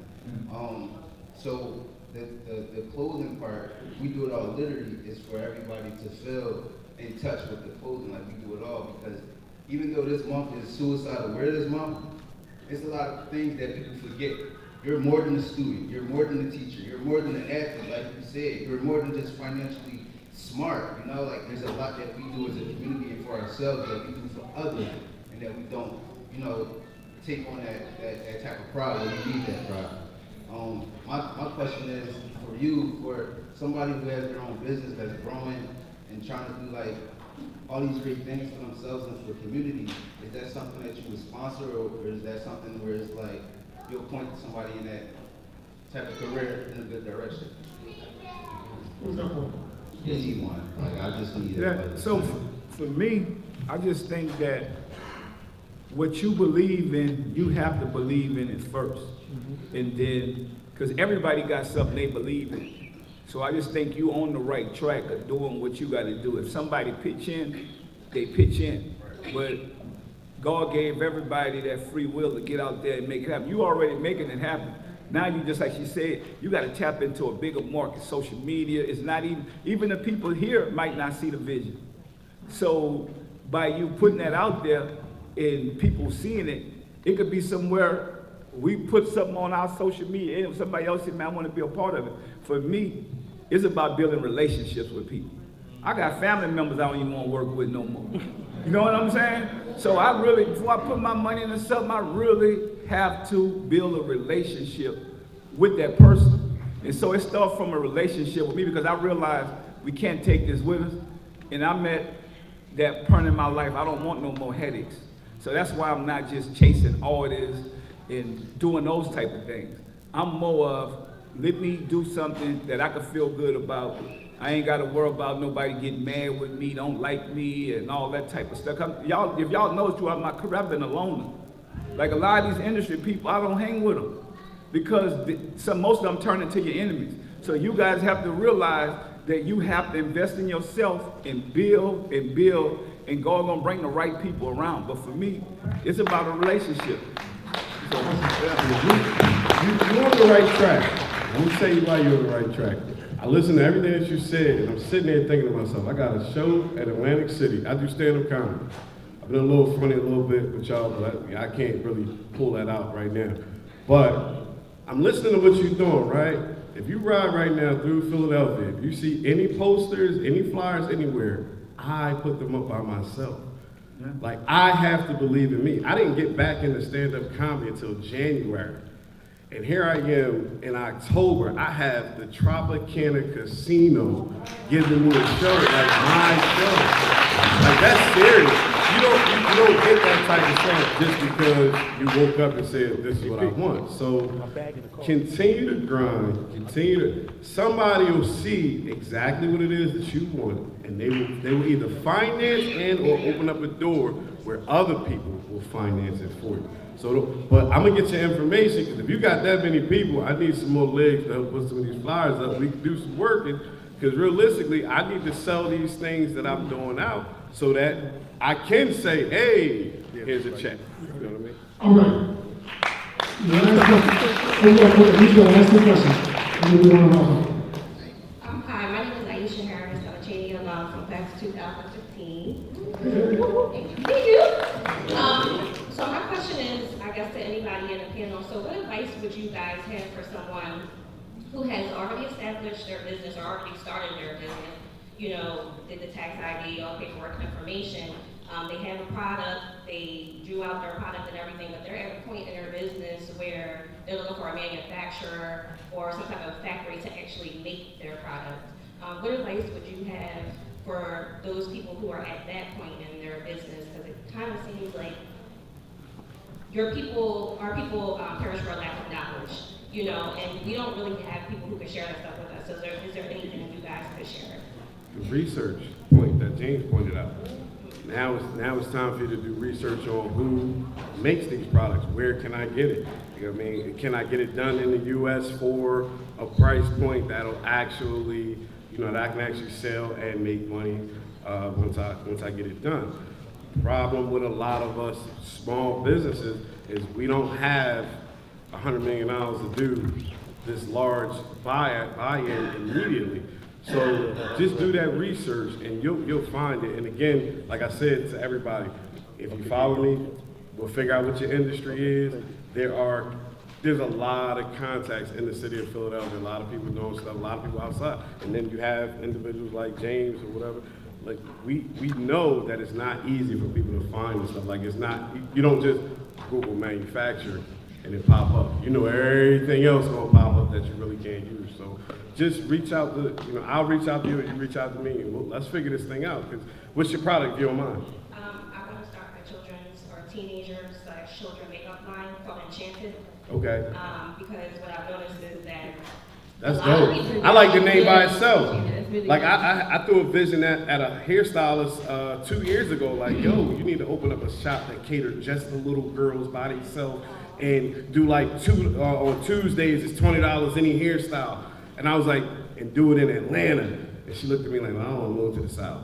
But she broke now, so sorry. And when we say broke, when people say broke who are in business, don't just think your pocket, because you have to separate yourself from broke people, broken spirit, broken mind, broken promises, broken everything. If people are broke, they can't help you, and you can't help them because they have to want to fill themselves up. So, Cousin Paul on the Instagram, get with me, whatever I can do, whatever me and my wife can do sitting in the front, we got you. Like, we'll figure it out. Well, you know, let me just say this. I mean, when you're looking for a manufacturer, that's called a private label manufacturer. So you don't just put manufacturing in the computer, you put private label manufacturing cosmetics, right? And you should have something that pops up, right? You just have to know how to search it, right? And, and then you can really just, think about manufacturing yourself, because one of the biggest issues I had was really manufacturing. Rap Snacks I've gone like this, peaks and valleys, and that was really based on distribution as well as manufacturing. Product always sold. It's just finding quality manufacturers that's going to represent your product the way you would represent it. So I would tell you now, start looking into how do I make myself. Start small, right? I started out in the hair care industry, and now you see a lot of black-owned hair care companies out here, right? And a lot of people make it in their kid shows, right? And they start off that way, So, that's the way I would look at it. Besides just having somebody just make it first, find out how you can make it yourself. Last question. This is for the panel and for the audience. I'm a Cheney alum and a Lincoln alum. Third floor, True Paul, bro. That's right. What's up, Doc? So, what was one of the most salient things that you guys said? I felt like you guys were speaking to me was the matrix of success, which was synonymous amongst all you guys, was building relationships and establishing communication. I think communication is one of the great equalizers. I started a company in 2018 And like the young lady said, stepping outside of your warm market, right? I had a PPM, trying to set up a PPM the whole 9 yards, but nobody will buy into it. The first check that I received in my corporate account from my company was from Cheney University. From Cheney University. So I believe everything you guys talked about, I believe that you were speaking to me personally, and I appreciate you guys. Thank you very much for your question. What I want to do is, if we can have the panel go down, Mr. Lynch, we'll let you go last and let you close out. If you could leave one major final thought or impact that's going to provide, especially for our students that are here today, there's either business majors or may even have a smallest thought of an idea or creation. If you can give them one strong nugget that they can take away from today, what would that be? And then also you can close out as you have the mic as we go down the line. Simply use something that I sign all my emails through to my students and all my papers. I don't even sign Dr. Williams. I end it with NE, stand for no excuses. All right, no excuses. Boom, But no, absolutely, no excuses. You can do anything that you put your mind to. Don't ever let anybody talk you out of your own dream, okay? And also, when you are speaking to people, look at them, and I always tell people, don't take advice when it comes to you going for your dreams from a person that you don't want to switch places with.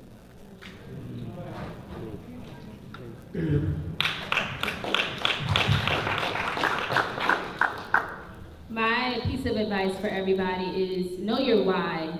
So when you're thinking about starting a business or organization or a movement, you gotta know why you're doing it, because that's going to keep you motivated in those moments where you want to throw it away, where you don't want to do it anymore. And so if you identify the reason that kind of drove that passion and that decision, it'll keep you going.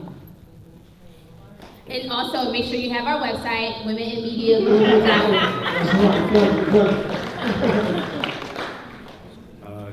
Golden nugget, don't quit, period. But you gotta start, not to quit. So start and then don't quit, just keep going, trudge through. You got this, I believe in you. Well, first of all, I believe if you believe in something, start now. Stop thinking about it. I think we overthink things, too much, especially when you're trying to, get into a business.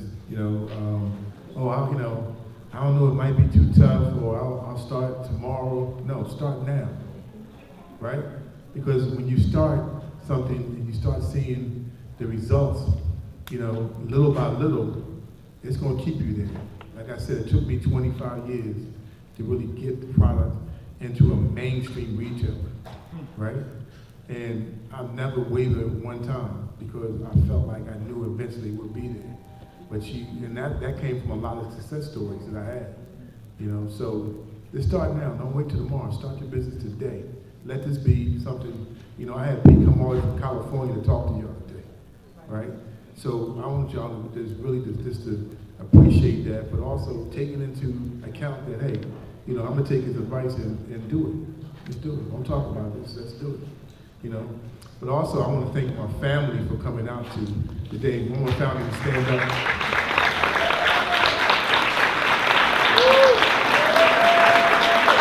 My sister Beverly and dad, my husband, cousin Short. I got out my it's all my family right here.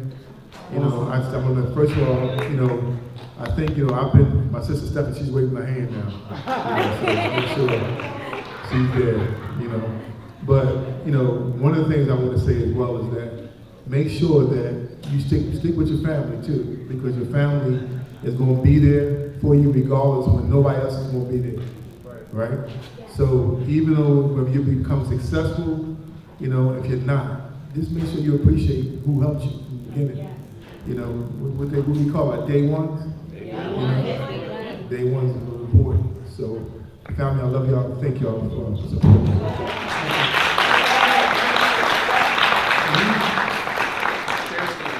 Who? Oh, thank you. before we go, where are cheerleaders at? Cheerleaders, where are they? The raffle?